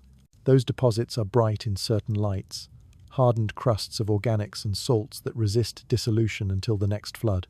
The textures along these margins are the signatures of long patience broken occasionally by a deluge. The budget of methane stands like an accountant in the background. Sunlight dismantles methane in the high air and drives it toward heavier products. Without replenishment, the atmosphere would lose its main greenhouse, and the climate engine would falter. Yet lakes remain, clouds still form, dunes still harvest soot that falls from above. The replenishment must come from within. Reservoirs may hide in clathrate cages under the crust, releasing gas when stress fractures their lattices or when warmth creeps along faults. Deeper stores may exist in aquifers, where ammonia-rich water keeps pockets of liquid that dissolve methane and exhale it when pressure changes. The exact blend of sources shapes the long rhythm of wet and dry centuries. Winds do their work quietly, yet their signatures are everywhere. Ripple marks appear along shores, their spacing a measure of wave height and period. Dunes record prevailing directions with crests that lean, then reset when seasons shift. Fog sometimes pools in valleys after rain, a ground-hugging breath that suggests gentle gradients in temperature through the lowest layers of the air. Even the seas carry a faint pattern of waves, their crests so small that only careful glare geometry can prove them. The atmosphere is heavy enough to whisper with meaning at these low temperatures, and the whisper is strong enough to scale mountains of ice grain by grain. At the interface between ground and sky, chemistry builds shelves where physics can sit. Evaporites cloak basin floors as plates that crack into polygons. Their composition hints at lakes that once carried diverse solutes. Some plates are smooth, as if grown from slow evaporation in calm seasons. Others are rough, as if left behind by a single fast retreat. Inlets where channels meet seas bear fans of layered sediment, each layer a page in a book of floods and droughts that predates any human calendar. The palette is narrow, amber, and grey. Yet the variety of forms is rich enough to keep geomorphology honest. In polar night, the seas hold their heat, modest as it is, and fog rolls outward as blankets that condense on frigid coastlines. In polar day, sunlight seeps into the atmosphere and stirs winds that carry vapor inland. Under some circumstances, entire basins resonate, cycling vapor from sea to cloud to rain to river in a loop that can be traced by subtle color changes in returned images. Each loop writes deposits that differ slightly in hue and reflective behavior, a code that can be read if patience and calibration are available. The crust beneath all this is not passive. Subsidence occurs where basins are loaded by liquid, and rebound follows when they empty. Faults ease and tighten, and in some places the ground may appear to heave where subterranean clathrates decompose or form. There are hints that occasional outgassing episodes broaden the climate rhythm, adding methane in pulses that fatten clouds long after a storm should have ended. These deep breaths do not need a single cause. Tidal flexing, slow cooling of the interior, or the migration of salts and ammonia through the crust might all contribute to a cycle that is partly meteorological and partly geological. Instruments that study this world use patience as a blade. Radar altimetry draws profiles of wave height centimeter by centimeter. Specular reflections from calm seas glint, then vanish when winds roughen the surface, offering a way to time breezes that never whip whitecaps. Spectrometers pick out the fingerprints of ethane, propane, nitriles, and aromatics in the air, then track how those fingerprints vary with season. These measurements are not just catalogues. They are constraints that tie atmosphere to surface, and surface to subsurface stores. With enough passes, a picture emerges of a climate machine that runs on a solvent unfamiliar to a warm species, yet follows equations that any river would recognize. He imagines the sound a raindrop would make on this ground if one could stand there with an ear in the air. The drop would fall slowly, its path smoothed by dense atmosphere, then meet pebbles of ice and release a muted click that would echo softly in heavy nitrogen. 1,000 such drops would drum a channel awake. 1,000,000 would send a river bending around a dune. A storm season would stitch a delta that could be read years later by the tone of its evaporites. The music would be steady, low, patient. There is a kind of comfort in this cold hydrology. It demonstrates that climate is not married to water, only to phase change and energy and gravity. Methane takes the role, and the play proceeds, altered in color and tempo, faithful in structure. Rivers find paths, lakes reflect skies, dunes walk with the wind, coasts remember storms. The strangeness lies more in the materials than in the laws. In that recognition sits a broader lesson, that worlds can be familiar and alien at once, and that understanding grows fastest where those two qualities meet. He turns to a world that moves against the traffic, a traveller that arrived late and took the long way around. The orbit itself is a confession. It runs backward, tilted, and calm in its near circle, as if the violence of capture had been spent long ago and its memory buried under frost. A past of wandering through the outer dark, a meeting with a planet that would not let go, a spiral inward as tides gnawed away speed, all of it written into a path that admits it does not belong and yet belongs completely now. A captured heart remembers by the shape of its motion. The face confirms the story in another dialect. Craters are scarce, which means youth. Plains spread smooth and bright in places. Elsewhere they buckle into textures that look like melons turned to stone. The so-called cantaloupe terrain rolls with knobs and shallow pits, as if warm ice once welled upward in slow, rounded diapirs and then froze in place. Ridges array themselves like frozen waves that ran into one another until they jammed. Dark mantles gather in streaks, and fans that point with the wind, a handwriting that records the direction of air on days when the ground exhaled. Each pattern insists that the skin has been renewed, not by impact melt, but by engines within. The air is thin and restless. Nitrogen is its backbone, laced with methane and fragments born of light. Pressure is low enough to let a feather fall like a stone, yet high enough to carry dust and make white vapor throw shadows. When sunlight lifts above a polar cap, the top layers of nitrogen frost behave like a lens. They trap warmth just beneath the surface, a solid-state greenhouse that raises pressure in pockets. Gas creeps through pores, finds a weak spot, and jets into the sky, carrying dark particles that were trapped below. Fans then paint the planes in long strokes that point away from the vents. The geyser is not steam, not water, but nitrogen gas that found a seam and escaped. It is modest by volcanic standards, yet it is alive enough to move landscapes. Heat that can do this has to come from somewhere. Some of it is seasonal and shallow. A cap that faces the sun for months will give up its frost to the air and store warmth in the ground. When the season swings, the opposite cap inherits the gift. The gases migrate, fall as frost in winter, and rise again in spring, a breath that wraps the entire sphere in a slow exchange.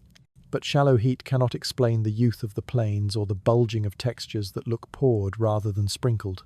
For that, the memory of capture must be invoked. Placement into a retrograde embrace was not gentle. After the snare, the orbit would have been eccentric.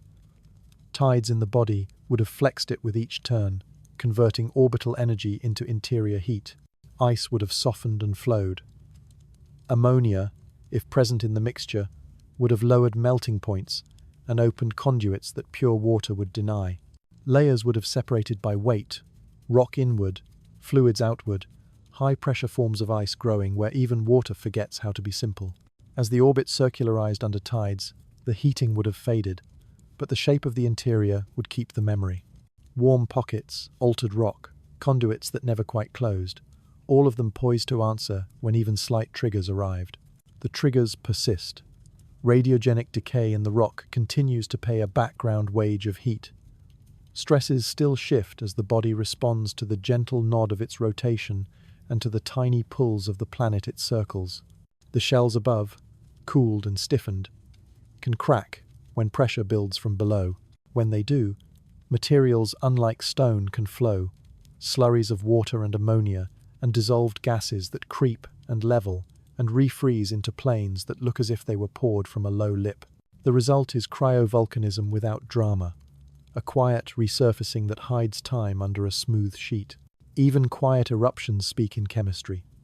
Nitrogen frost covers much of the surface, but darker patches betray complex organics, residues of photochemistry that fell from the air or were dredged from within. Where jets lift these grains, they settle in plumes that make maps of wind and season. Where fresher ice wells from below, it gleams with a brightness that masks darker stain until sunlight and radiation write their slow corrections. In places, polygonal cracks hint at contraction after freezing, a signature of cooling that scaled from puddle to province. Elsewhere, a network of ridges crosses like braided rope pulled just short of breaking. The textures are not random. They are stratigraphy made of stress rather than sediment. He watches the horizon and imagines the climate swing. tilt and distance set long cycles. When the polar cap shifts allegiance, every volatile follows suit. Pressure rises and falls, winds reverse, frost brightens one hemisphere and then the other. The ground responds by creeping in slow motion under the changing load. A new bright mantle hides older dark streaks until the season favors venting again, and fresh fans write a new layer over the page. The atmosphere thickens enough at times to carry haze across hundreds of kilometers in a single current. Then it thins and settles, the breath conserved as frost until the next lean toward the Sunday. Gravity holds its own archive. A retrograde moon plugs torque into its planet, and in return tides in the planet adjust the orbit in minute ways that add up. Over eras, the path tightens and the tilt can drift. The spin can lock to the orbit in complex ways, setting librations that nudge the shell into tiny wobbles. Those wobbles concentrate stress along certain latitudes or longitudes. If the ice carries old scars from the big heating epoch, those scars act as weakness zones. New fractures prefer old paths, and resurfacing organizes itself into bands that remember an interior architecture no instrument has directly seen. Beneath the shell, the ocean remains an open question that leans toward plausibility. Salts and ammonia would keep a brine liquid far below the freezing point of pure water. High-pressure ices might interpose between liquid and rock, yet topography at depth can break that barrier, and even within pressure ice, channels can lubricate mixing. If a sea survives, it need not be global to matter. Patches of liquid, layered like lakes trapped under glaciers, could migrate and merge, paying out local heat where paths widen, retreating where crystallization steals energy. The possibility hangs on margins that models can move with small tweaks in composition and porosity. That sensitivity is a clue in itself. A captured body can hover near thresholds for long spans, poised to tip into more activity with a slight change. He imagines a slow eruption on a night-side plain. No fireworks, no wild fountains, only a swelling that breaks a crust and lets a sheet of slush ooze outward. The edge freezes and stutters forward with each pulse from below. As the sheet thickens, its glow in the thermal spectrum would rise enough for an eye tuned to warmth to see it. As it cools, gases trapped within would percolate upward and escape through vents, carving small pits and leaving halos of deposit downwind. In the months that follow, the new surface would darken as radiation-altered organics and dust settled. To the casual glance years later, it would be just another bright plain. To a careful reader of textures, it would be a paragraph about an eruption that refused to wear the name. In this world, seasonal light partners with old heat to write a joint biography. Sunlight tricks transparent frost into letting nitrogen boil in place and jump skyward. Interior warmth keeps corridors soft enough to reorganize the skin. The past of capture covers the present with a map of hidden inheritance.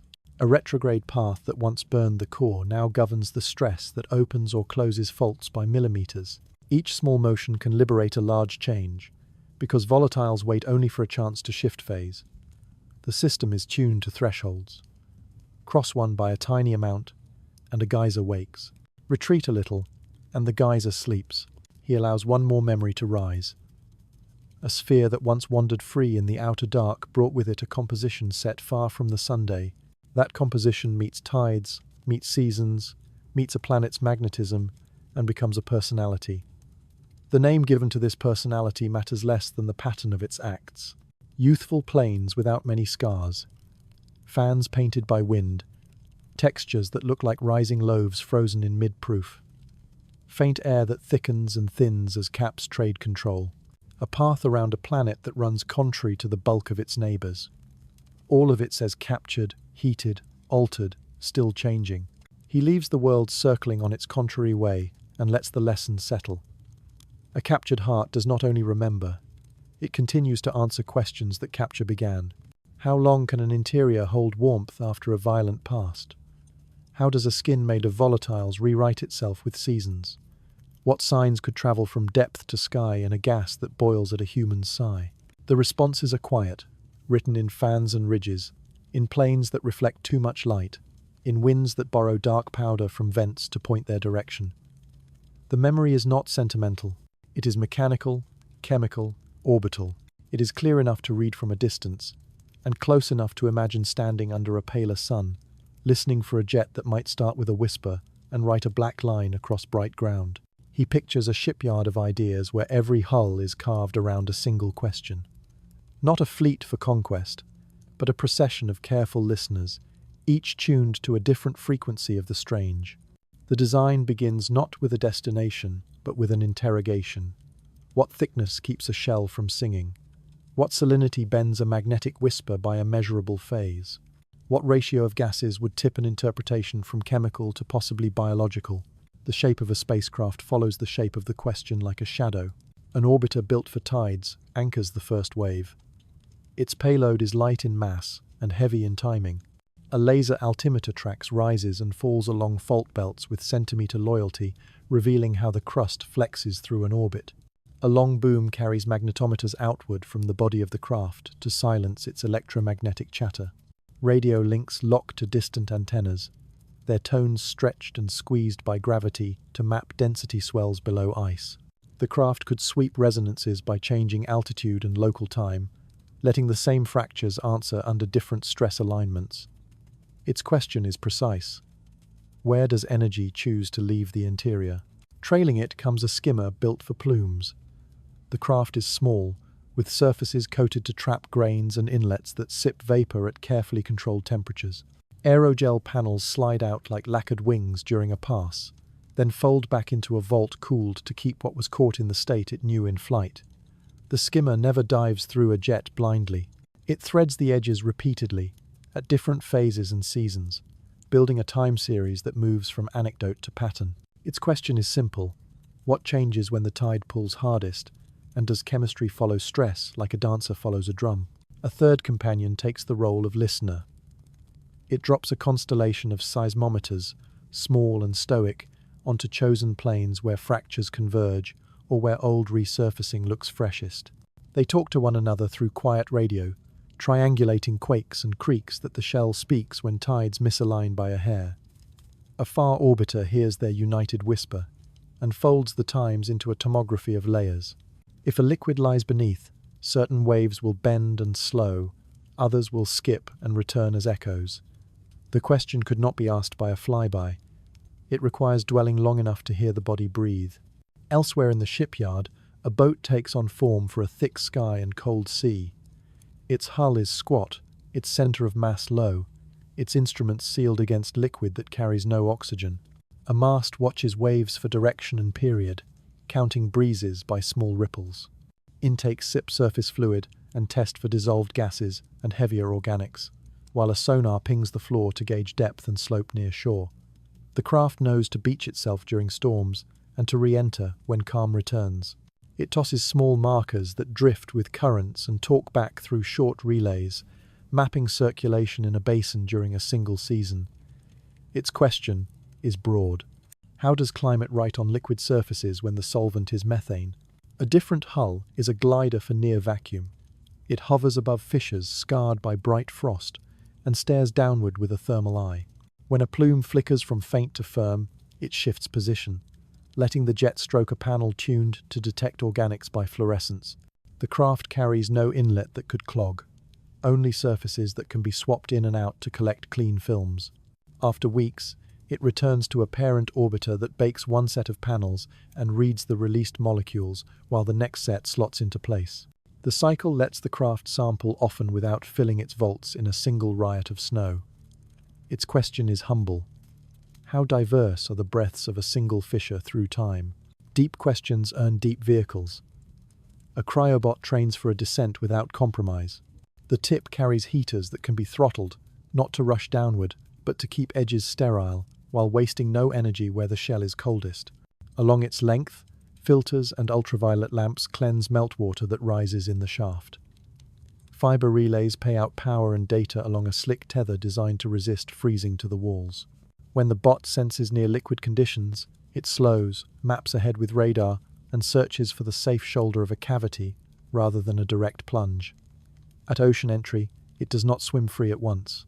It samples right at the ceiling where oxidants and salts concentrate, reads gradients, then releases a small scout that can venture farther while the parent remains a relay. The question is cautious. What chemistry lives at the threshold where shell and sea converse? A mineraled question calls for a different tool. A grater descends on a cable along a cliff of fresh ice and scrapes thin ribbons that reveal annual bands like a tree. The ribbons fall into vials that seal and freeze. Each band is a page in a climate ledger, a record of salts, organics, and trapped gases that vary with seasons and longer cycles. Read in sequence. The bands could show whether oxidants truly ride downward and whether plume vigor correlates with delivery. The instrument does not guess at oceans. It reads the balance at the top of the sea and asks if the account is funded year after year. Planets with rings invite a courier. A ring rider circles through faint halos composed of grains that once flew from plumes. Its collectors are wide mouths that sort by size with electric fields. The rider can spend months integrating across a torus, letting the ring average out the fits and starts of individual vents. Subtle asymmetries in the ring density then become indices of jet geography, and compositional gradients become maps of how far different species can travel before charge and drag reshape their paths. The question is system-wide. How do small breaths add up to architecture around a giant planet? Trajectory planning follows the same vow to let questions lead. Gravity assists are chosen not only to save fuel, but to allow sequences of passes that step through tidal phases deliberately. Low orbits for altimetry alternate with high arcs that give magnetometers a vantage point to feel induced fields without clutter. Nightside crossings align for thermal imaging, uncontaminated by sunlight glare. Line of sight to a deep space antenna is treated as an instrument, scheduled so that gravity experiments are not interrupted at critical arcs. The path is music written for instruments that prefer certain notes. Power systems carry their own questions. Radioisotope sources warm hearts and keep instruments alive through nights that last longer than comfort. Solar arrays have a place where sunlight, though weak, is patient enough to trickle charge. Batteries are sized not for a single pass, but for a cadence, so that a skimmer can hibernate between plumes and wake without panic when the vent brightens. The regime controls an ethic.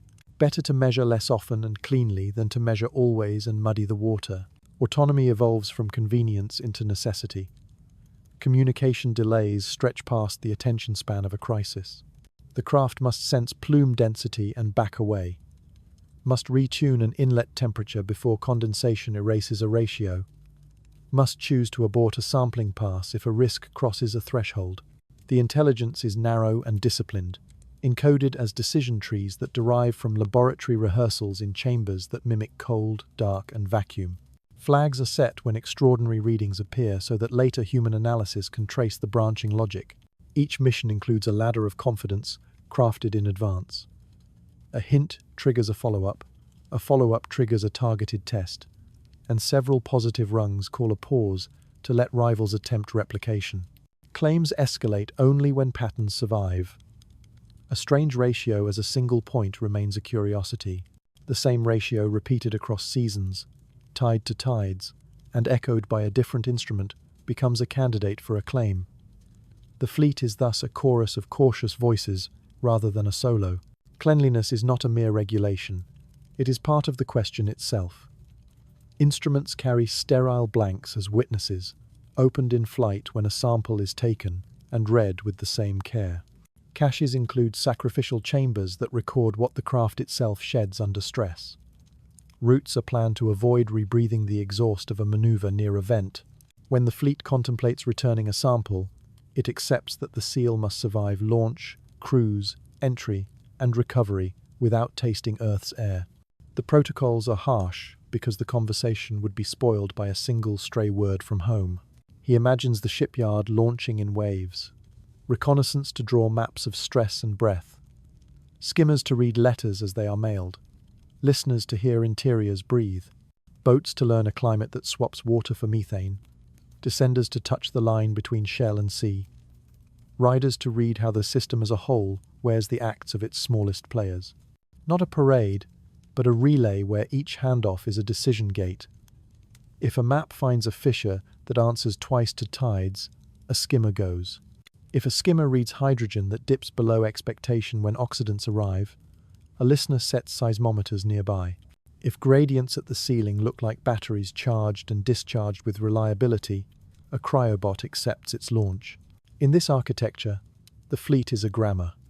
Nouns are worlds, verbs are stresses, reactions, rains.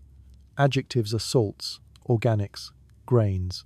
The questions are the sentences that bring them together, each sentence clear, limited, demanding a specific reply.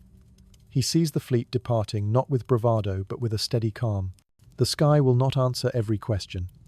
It will answer the ones asked with instruments shaped like patience.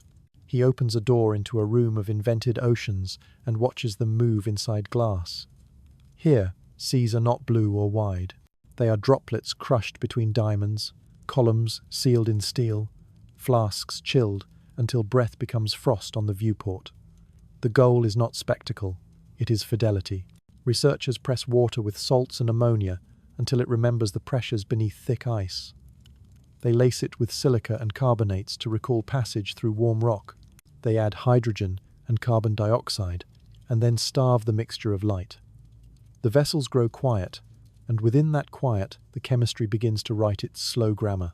A diamond anvil cell pinches a bead the size of a pinhead to the weight of mountains. Lasers probe the trapped sea. Raman's spectra bloom like fingerprints against darkness, signaling which phases of ice are present and which ions drift in the liquid between crystals. As temperature slides by fractions of a degree, the cell reveals freezing points shifted by salinity and ammonia into an atlas of phases that water on soft worlds must traverse. The diagrams that emerge look like landscapes of pressure and temperature, where paths between ocean, brine, and exotic ice lie. These maps are not decorations. They are routing charts for currents that might flow in darkness, and for vents that might cough on schedules set by phase change rather than by whim. One bench over, a tall column behaves like a seafloor chimney. Warm alkaline fluid rises through a throat bored into rock analogues, meets colder brine above, and precipitates minerals in hollow walls.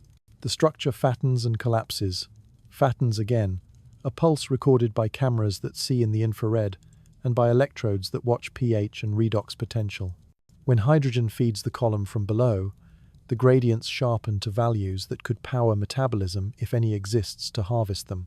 When silica joins the mix at temperatures chosen to match those that sculpt tiny grains in jets, spheres condense. They are collected and measured for size with electron microscopes, then compared against the distributions that a spacecraft tasted in a plume. Match the sizes, and an unseen vent earns a temperature and a residence time. Miss them and the model adjusts until the sea and the chimney agree. Chambers built for clathrates stand nearby. Methane, ethane, and nitrogen learn to live in cages of water ice. Pressures and temperatures are tuned to that narrow range where the cages are stable under an icy crust. Then the knobs are moved a little. The cages break politely, or they shudder in abrupt avalanches that release gas violently enough to fracture surrounding ice. By watching the pace of these releases, scientists write rules about how crusts breathe when warmth moves along a fault, or when tides flex a shell over a reservoir.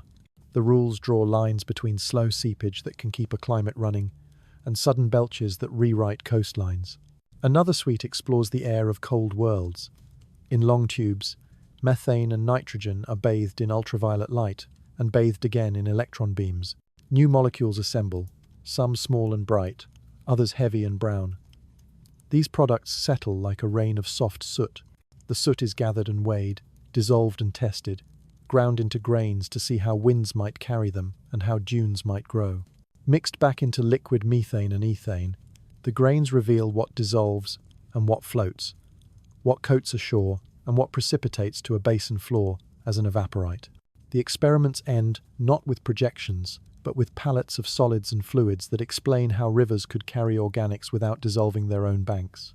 At the far end of the hall, a chamber simulates radiation in a thin exosphere. Ice blades salted with chlorides and carbonates face beams of ions and electrons. Oxygen fragments form, peroxide, and more exotic oxidants appear, and the rates are recorded.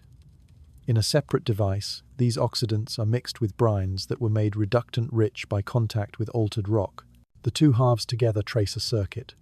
Radiation writes oxidants at the surface, cracks deliver them downward, vents send reductants upward, and the ocean mediates the meeting. If the rates balance within a narrow band, energy becomes available steadily enough to matter. Microfluidic chips on another table are etched with labyrinths that narrow until a living cell would struggle to pass. They are filled with brines that might exist inside an ice shell, then cooled until water becomes a matrix and liquid survives in threads between crystals. Molecules that resemble lipids, though synthetic, are introduced, and their behavior is watched through fluorescence. Do they self-assemble under these conditions? Do they trap catalysts within membranes? Do gradients form across the tiny barriers where chemistry can be coaxed to organize? The chips tell a quiet truth. Even in confinement, even in cold, pockets of order can persist long enough to matter if a slow energy source feeds them. On the floor above, simulations hum. Molecular dynamics follows water and ions as they crowd against minerals that stand in for seafloor rock, counting how often carbon dioxide binds to a surface and leaves as methane. Reactive transport models let fluids move through porous matrices, change chemistry with each millimeter, and precipitate solids that change the flow paths in return. Lattice Boltzmann codes simulate brine rising into fractures and freezing at ceilings to create ridges and double bands across ice plains. Radiative transfer models pass light through haze, built one molecule at a time, and recover spectra that can be compared to what telescopes see. These computations are not separate from experiments. Parameters are pulled from measurements, then returned to benchwork when a model predicts a phenomenon that can be tested. Data from space slip into these simulations as constraints. A magnetic wave seen to lag by a specific fraction calls for a particular salinity in an ocean model. A gravity inversion suggests depth to a liquid layer, and the simulation returns the convective patterns that layer would support. A change in plume density observed over several orbits feeds a vent model, and the model predicts how salinity near the mouth shifts in step. Each loop closes with a clearer picture. The worlds beyond do not become less strange, but they become familiar in the way a new language does after months of speaking it slowly. False positives earn as much attention as promises. Catalogues of abiotic processes are built like defensive walls. Fischer-Tropsch chemistry can carve carbon isotope ratios into methane that look alive. Catalysis on iron sulfides can produce chain-length distributions in organics that mimic selective synthesis. Radiolysis of water can scavenge hydrogen in amounts that a naive read might attribute to microbes. Each mimic is rehearsed in the lab until its signature is known. The rehearsals become checklists that any claim must pass through. They also become targets for instruments, which are designed to ask questions that a mimic cannot answer convincingly. Analogues on Earth contribute with caution. In lakes buried beneath ice caps, instruments taste waters that never see the sun and measure gradients that hang by watts per square meter. On seafloors, vents breathe alkaline fluids through chimneys that guide simple molecules toward complexity. In permafrost, brines freeze into networks that still flow at temperatures that make fingers numb in seconds. The lessons are not that those places are identical to distant seas, but that physics and chemistry can host complexity under constraints once thought too narrow. The analogues are teachers of plausibility, not of identity. Clean rooms are theatres where the play of discovery is rehearsed. Instruments practice catching grains in aerogel without tearing them. Ovens practice heating samples without changing isotopes. Mass spectrometers learn to separate molecules so close in weight that they would blur in clumsier hands. Witness plates ride along, recording every contaminant a tool might shed, so that nothing found later is mistaken for a gift from a moon when it is an echo from a workshop. Protocols step like choreography, because the dance will be performed far away where no correction can be made. He imagines the moment when simulation and experiment converge. A model predicts that if a vent runs hotter by 10 degrees, silica grains should shift in size by a narrow amount, and a skimmer passes through a plume months later and finds the shift in a season when tides align. Another model foresees that a brine lens in an ice shell will open a temporary window every few orbits, and a thermal eye watches a fissure brighten in rhythm. A third predicts that if oxidants are reaching an ocean, a certain ratio between sulfate and chloride should appear near a surface stain, and a spectrometer catches that ratio. Each concordance is not a victory march. It is a step in which confidence crosses a small gap toward trust. The work in these rooms has a tone that resists haste. The builders know that distance magnifies error and that hope is a solvent that dissolves caution first. They prefer numbers with ranges and models with residuals that are shown rather than hidden. They allow failure and record it. A chamber leaks, and the lesson is added to a manual. A simulation diverges, and the assumption that led to the cliff is written down so that others do not step there. The patience pays off when a single clean plot can be placed next to a line from an instrument sent across millions of kilometers, and the two lines rhyme. He closes the door gently on the invented seas and lets the imagined ones rise again in his mind. In the end, the purpose is simple.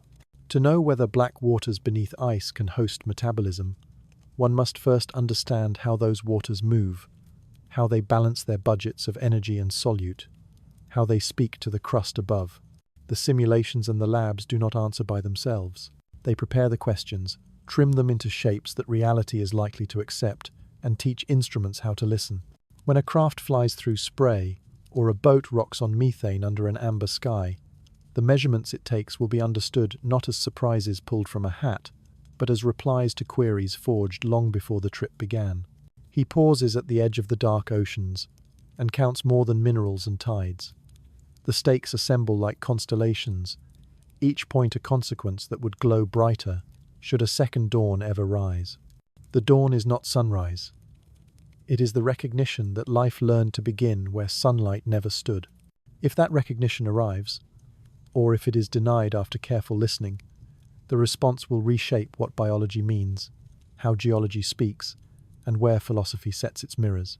He lets the first consequence take form as a simple arithmetic. A cosmos with only one genesis is a quiet place, its probabilities stingy, its conditions narrow. A cosmos with two independent geneses within a single system is a crowded place, its pathways generous, its conditions many. If life stirs beneath an ice roof, then life may prefer interiors to surfaces, roofs to skies, gradients to glare. The search pattern flips. Telescopes and missions would look for signatures of subsurface seas on distant worlds and treat those signatures as invitations. Icy envelopes that once read as obstacles would become signs pointing toward likely hearths. Biology would lean in next, hungry for a second chemistry. On one table would sit Earth, built on carbon, water, and a code stored in nucleic acids. On the other would sit whatever was found, if found, in brine that met rock in cold blackness. If the second uses familiar scaffolds, then chemistry has strong attractors, and evolution arrives at similar gates from very different roads. If it uses unfamiliar scaffolds, then the library of biochemistry will open to shelves no one expected. Either answer expands the discipline. Enzymes would be redesigned with temperatures and solvents taken from alien labs. Metabolisms conceived in textbooks would be tested in autoclaves, filled with hydrogen and carbon dioxide, and salts tuned to match the strange seas. Medicine would listen for principles broader than Earth while refusing to blur precautions that protect home.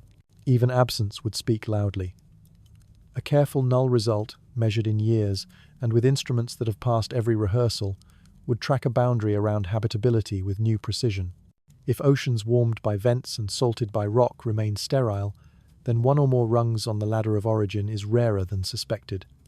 The community would count those rungs again.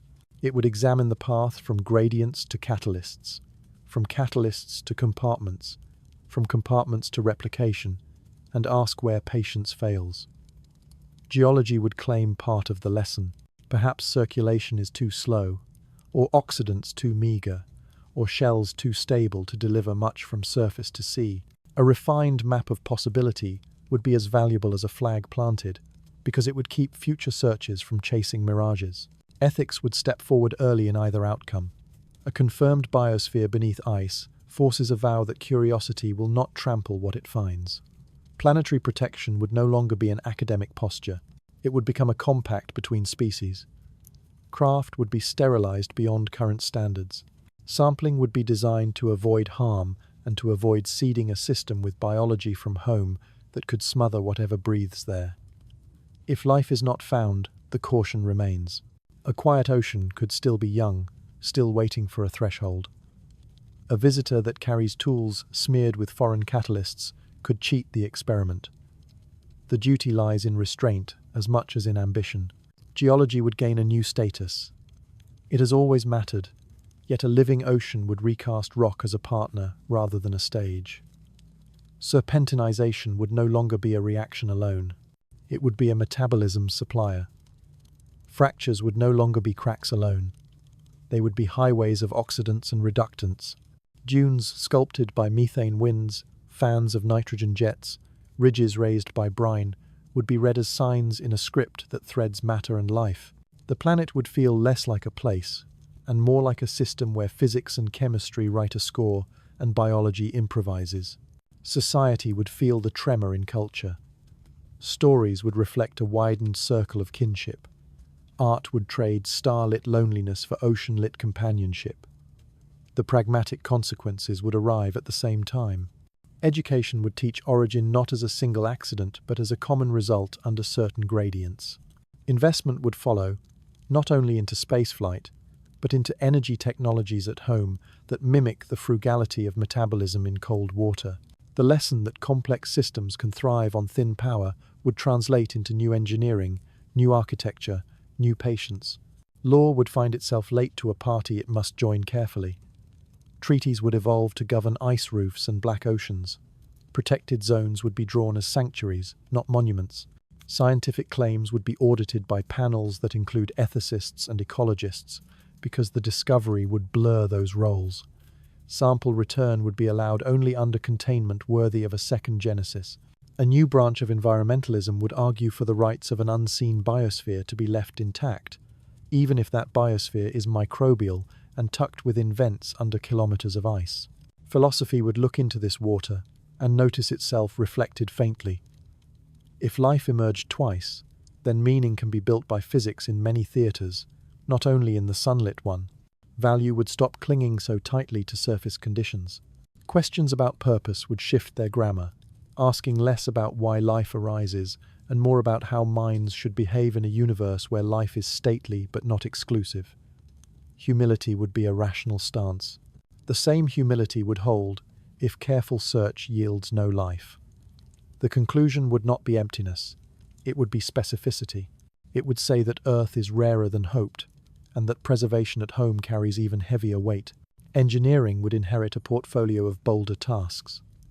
Cryobots would move from drawings to ice. Boats would raise antennas from polar seas, while tasting rain that falls like liquid smoke. Rotorcraft would tour dunes and deltas. Their data would be streamed into open vaults that scholars and rivals comb with healthy suspicion.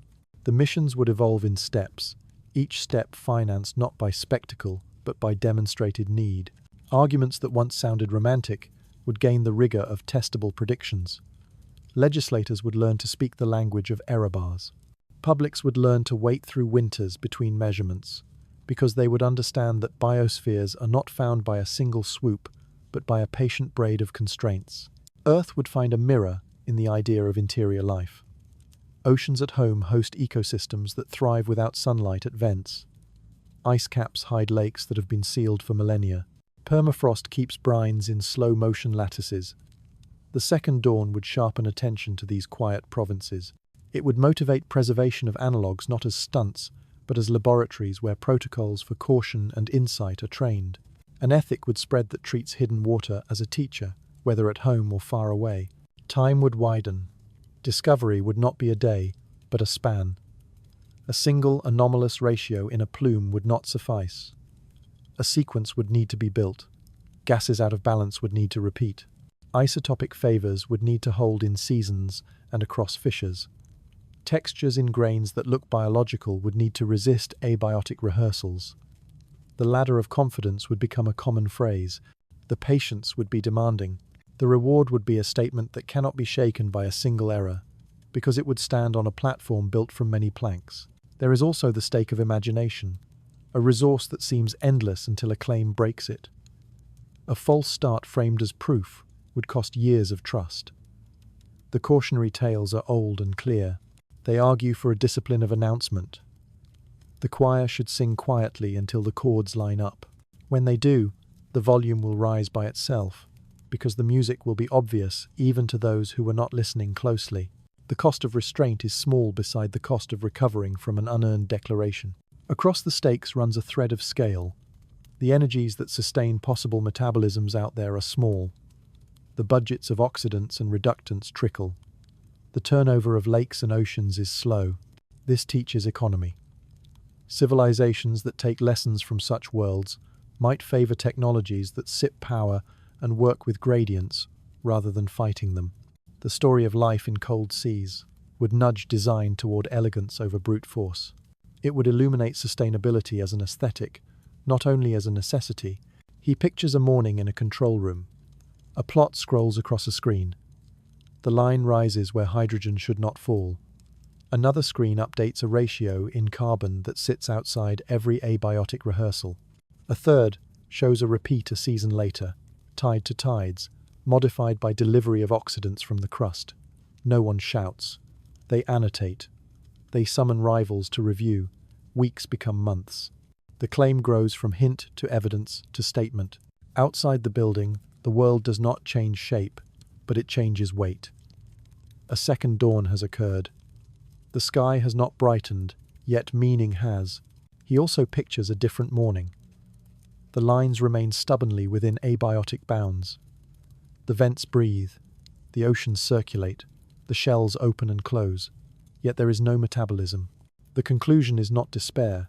It is instruction. Life may demand ingredients in ratios that were not met, or cycles on timescales that these worlds could not support. That instruction guides the next search and honors the places that hosted the question, even as they decline to host an answer. Those places remain remarkable. They turn gravity into warmth. They write chemistry without sunlight. They teach patience. The stakes are thus not wagers in a casino, but roots in a garden. Each sinks into the ground waiting for water, and water will arrive either as confirmation or as careful null. In both cases, growth occurs. Knowledge thickens. Ethics stiffens. Imagination learns its limits and its reach. He stands by the imagined shores of black oceans and accepts that whatever is found, or not found, will ask humanity to grow up a little more, to measure before unveiling, to protect before probing, to listen before speaking. The second dawn is already rising in the discipline that prepares to meet it. He stands at the margin of many kinds of night and listens for a sound that might never arrive. The view is not a panorama, not a sweep of colour rolling across open air, but a collage assembled from patient instruments and long arithmetic. Frozen plains gleam where light is scarce. Seas that are not water hold the sky in their stillness. Geysers rise as pale handwriting that curls, breaks, and falls. Rivers cut channels through rock that once was water. Everywhere, clocks differ. There are seconds written in jets, seasons braided into dunes, millennia folded into shells that flex by fractions. He lets the scales overlap until the mind becomes a shore, where slow waves meet quick ripples and both are true. Silence has its texture. In the outer darkness, it is granular, built from dust settling on ice, and from molecules drifting in paths so long they cut their own orbits. Yet the silence is not empty. It has room for patience, for orbits that carry questions around their masters again and again, for data that grows heavier through repetition. He invites that patience to take the seat usually given to urgency, not because urgency is wrong, but because worlds that move far from the sun answer only to the long rhythm of their own workings. To insist on haste would be to speak over them. To accept their tempo is to give them a chance to be heard. The shapes of these places are not loud. They are careful. A ridge arches because brine rose once and froze into beams. A plain brightens because fresh ice lifted a skin that darkened under time. A lake retreats and leaves a fringe of pale deposits that crack into hexagons under an autumn that lasts a year. The language is modest and intricate, a script of creak and sigh, of softened light and tempered heat. He reads it the way one reads a letter from a distant friend whose handwriting has become spare with age and experience. There are fewer flourishes than in youth. There is more clarity. Wonder matures when it meets limits. The limits here are pressure that turns water into new kinds of stone. Cold that asks chemistry to learn unfamiliar steps. Gravity that is mild, yet sufficient to pull plumes back into snow. Wonder accepts those boundaries and finds more within them than was expected. The habit of imagination expands not by ignoring constraints, but by embracing them as contours that give shape to thought. Obstacles become scaffolds. A thick shell becomes a roof under which a sea can hold heat. A distant sun becomes an invitation to harvest energy in other currencies. The result is not fantasy, but a deeper realism that leaves room for astonishment. He thinks of scale in moral terms. The instruments that taste thin breath and fine dust demand humility. The craft that approach fishers must carry caution like armor. The scientists who convert numbers into meaning must prefer questions to declarations. The culture that pays for long arcs of measurement must practice patience as a civic habit. These are not costs, but disciplines that refine appetite into attention. Attention, in this context, is not passive. It is a form of care.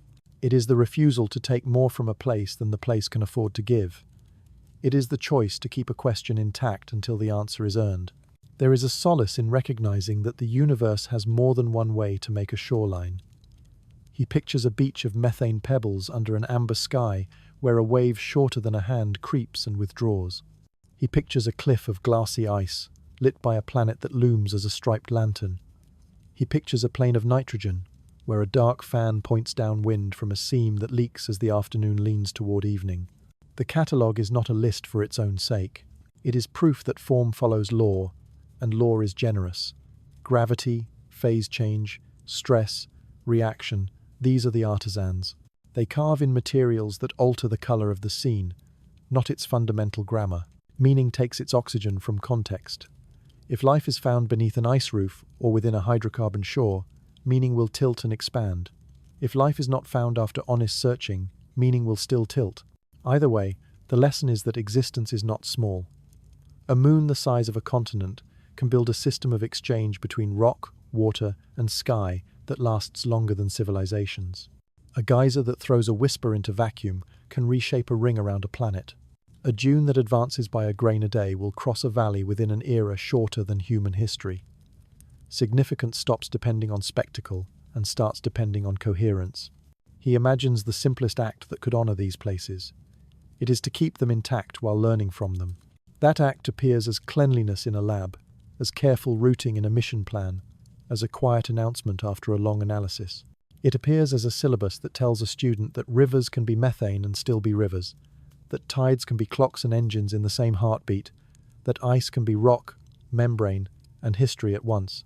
It appears as an archive that will be legible when current languages have shifted, because the numbers will still be numbers and the maps will still line up with the sky. A human future that includes visits to such worlds will be a future of design, rediscovering restraint. He sees habitats that sip power and return it as heat, in amounts that do not thaw what must remain cold. He sees vehicles that float by watching winds as much as by muscling against them. He sees protocols that assume every surface is a document. He sees technology learning the artistry of minimum necessary intervention, the elegance of listening devices that do not shout. The aesthetic will change, not toward deprivation, but toward grace. He accepts that the story does not end with a decisive chord. The strange moons continue in their cycles. Faults will open where stress crosses a threshold and close when pressure drops. Vents will brighten and sleep. Lakes will fill and fall back. The search will have seasons too. Instruments will age. New ones will rise. Trajectories will thread their needles. The accumulation of small certainties will outlast fashions in interpretation. Over time, a portrait will emerge that does not require exaggeration to inspire. Its power will be the fidelity with which it has been drawn. He closes the notebook of images and keeps one picture on the last page. It is a shore of ice under a pale light. The horizon is curved, the air is thin. A line of frost shows where vapor once fell. Beneath the ice, out of sight, a sea moves in a darkness that is not empty. The patch of ground is quiet enough to hear one thought clearly. The universe is patient with complexity. It builds systems that do not announce themselves with flame and roar. It prefers engines that can run for ages on thrift. It stacks layers so that the top writes hints and the depth answers slowly. To live well in such a universe may mean learning to be equally patient, equally thrifty with certainty, equally devoted to the slow revision that keeps truth from cracking. He turns away from the shore and lets the scene remain as it is, intact and unclaimed. The question that guided arrival still stands, no less beautiful for having been multiplied into many. What secret keeps certain small worlds warm, alive, and strange so far from the Sunday? The reply is already forming in tides, in salts, in faint glows across polar terrain, in clouds that let go their rain only after long persuasion. The reply is forming in laboratories where invented seas rehearse. It is forming in downlinks that carry whispers turned into numbers. It will not finish. It will be enough. The lights dim across the imagined shores. A single plume rises, slow as breath in winter, and unravels into powder that glitters once before the night absorbs it. Far away, an amber cloud folds itself and begins to rain, each drop a small bead that remembers the path from vapor to liquid, without the need for heat. Somewhere under a roof of ice, a current turns. It passes a chimney that hums in quiet chemistry and continues toward a fault where pressure falls. Nothing hurries, nothing stops. The narrator steps back from maps and instruments and lets the room grow still. On the table lies a grain of silica smaller than a mote. It holds a temperature from a vent that no eye has seen. In a vial lies a trace of gas that learned its ratio in a darkness lit only by reaction. These are tiny relics, yet they feel heavy. They make a case without rhetoric. They say that patience can be a form of love, that listening is a form of travel, that one can hold an ocean for a moment by holding the right numbers. Night thickens. The moons continue whether watched or not. Rings turn, hills creep, frost writes and erases. The universe presses its ear to no one place, yet the whole of it leans toward coherence. The thought is enough. There will be other flights, other winters, other careful mornings, when a plot on a screen rises by the width of a hair and minds all over the world lift with it. He closes the window. In the dark he keeps one image lit, a line of shore that is not ours, a sea that knows no sky, a silence that is full. Sleep comes like orbit, slow and returning. The strange moons hold their courses. Questions wait with them, patient and clear.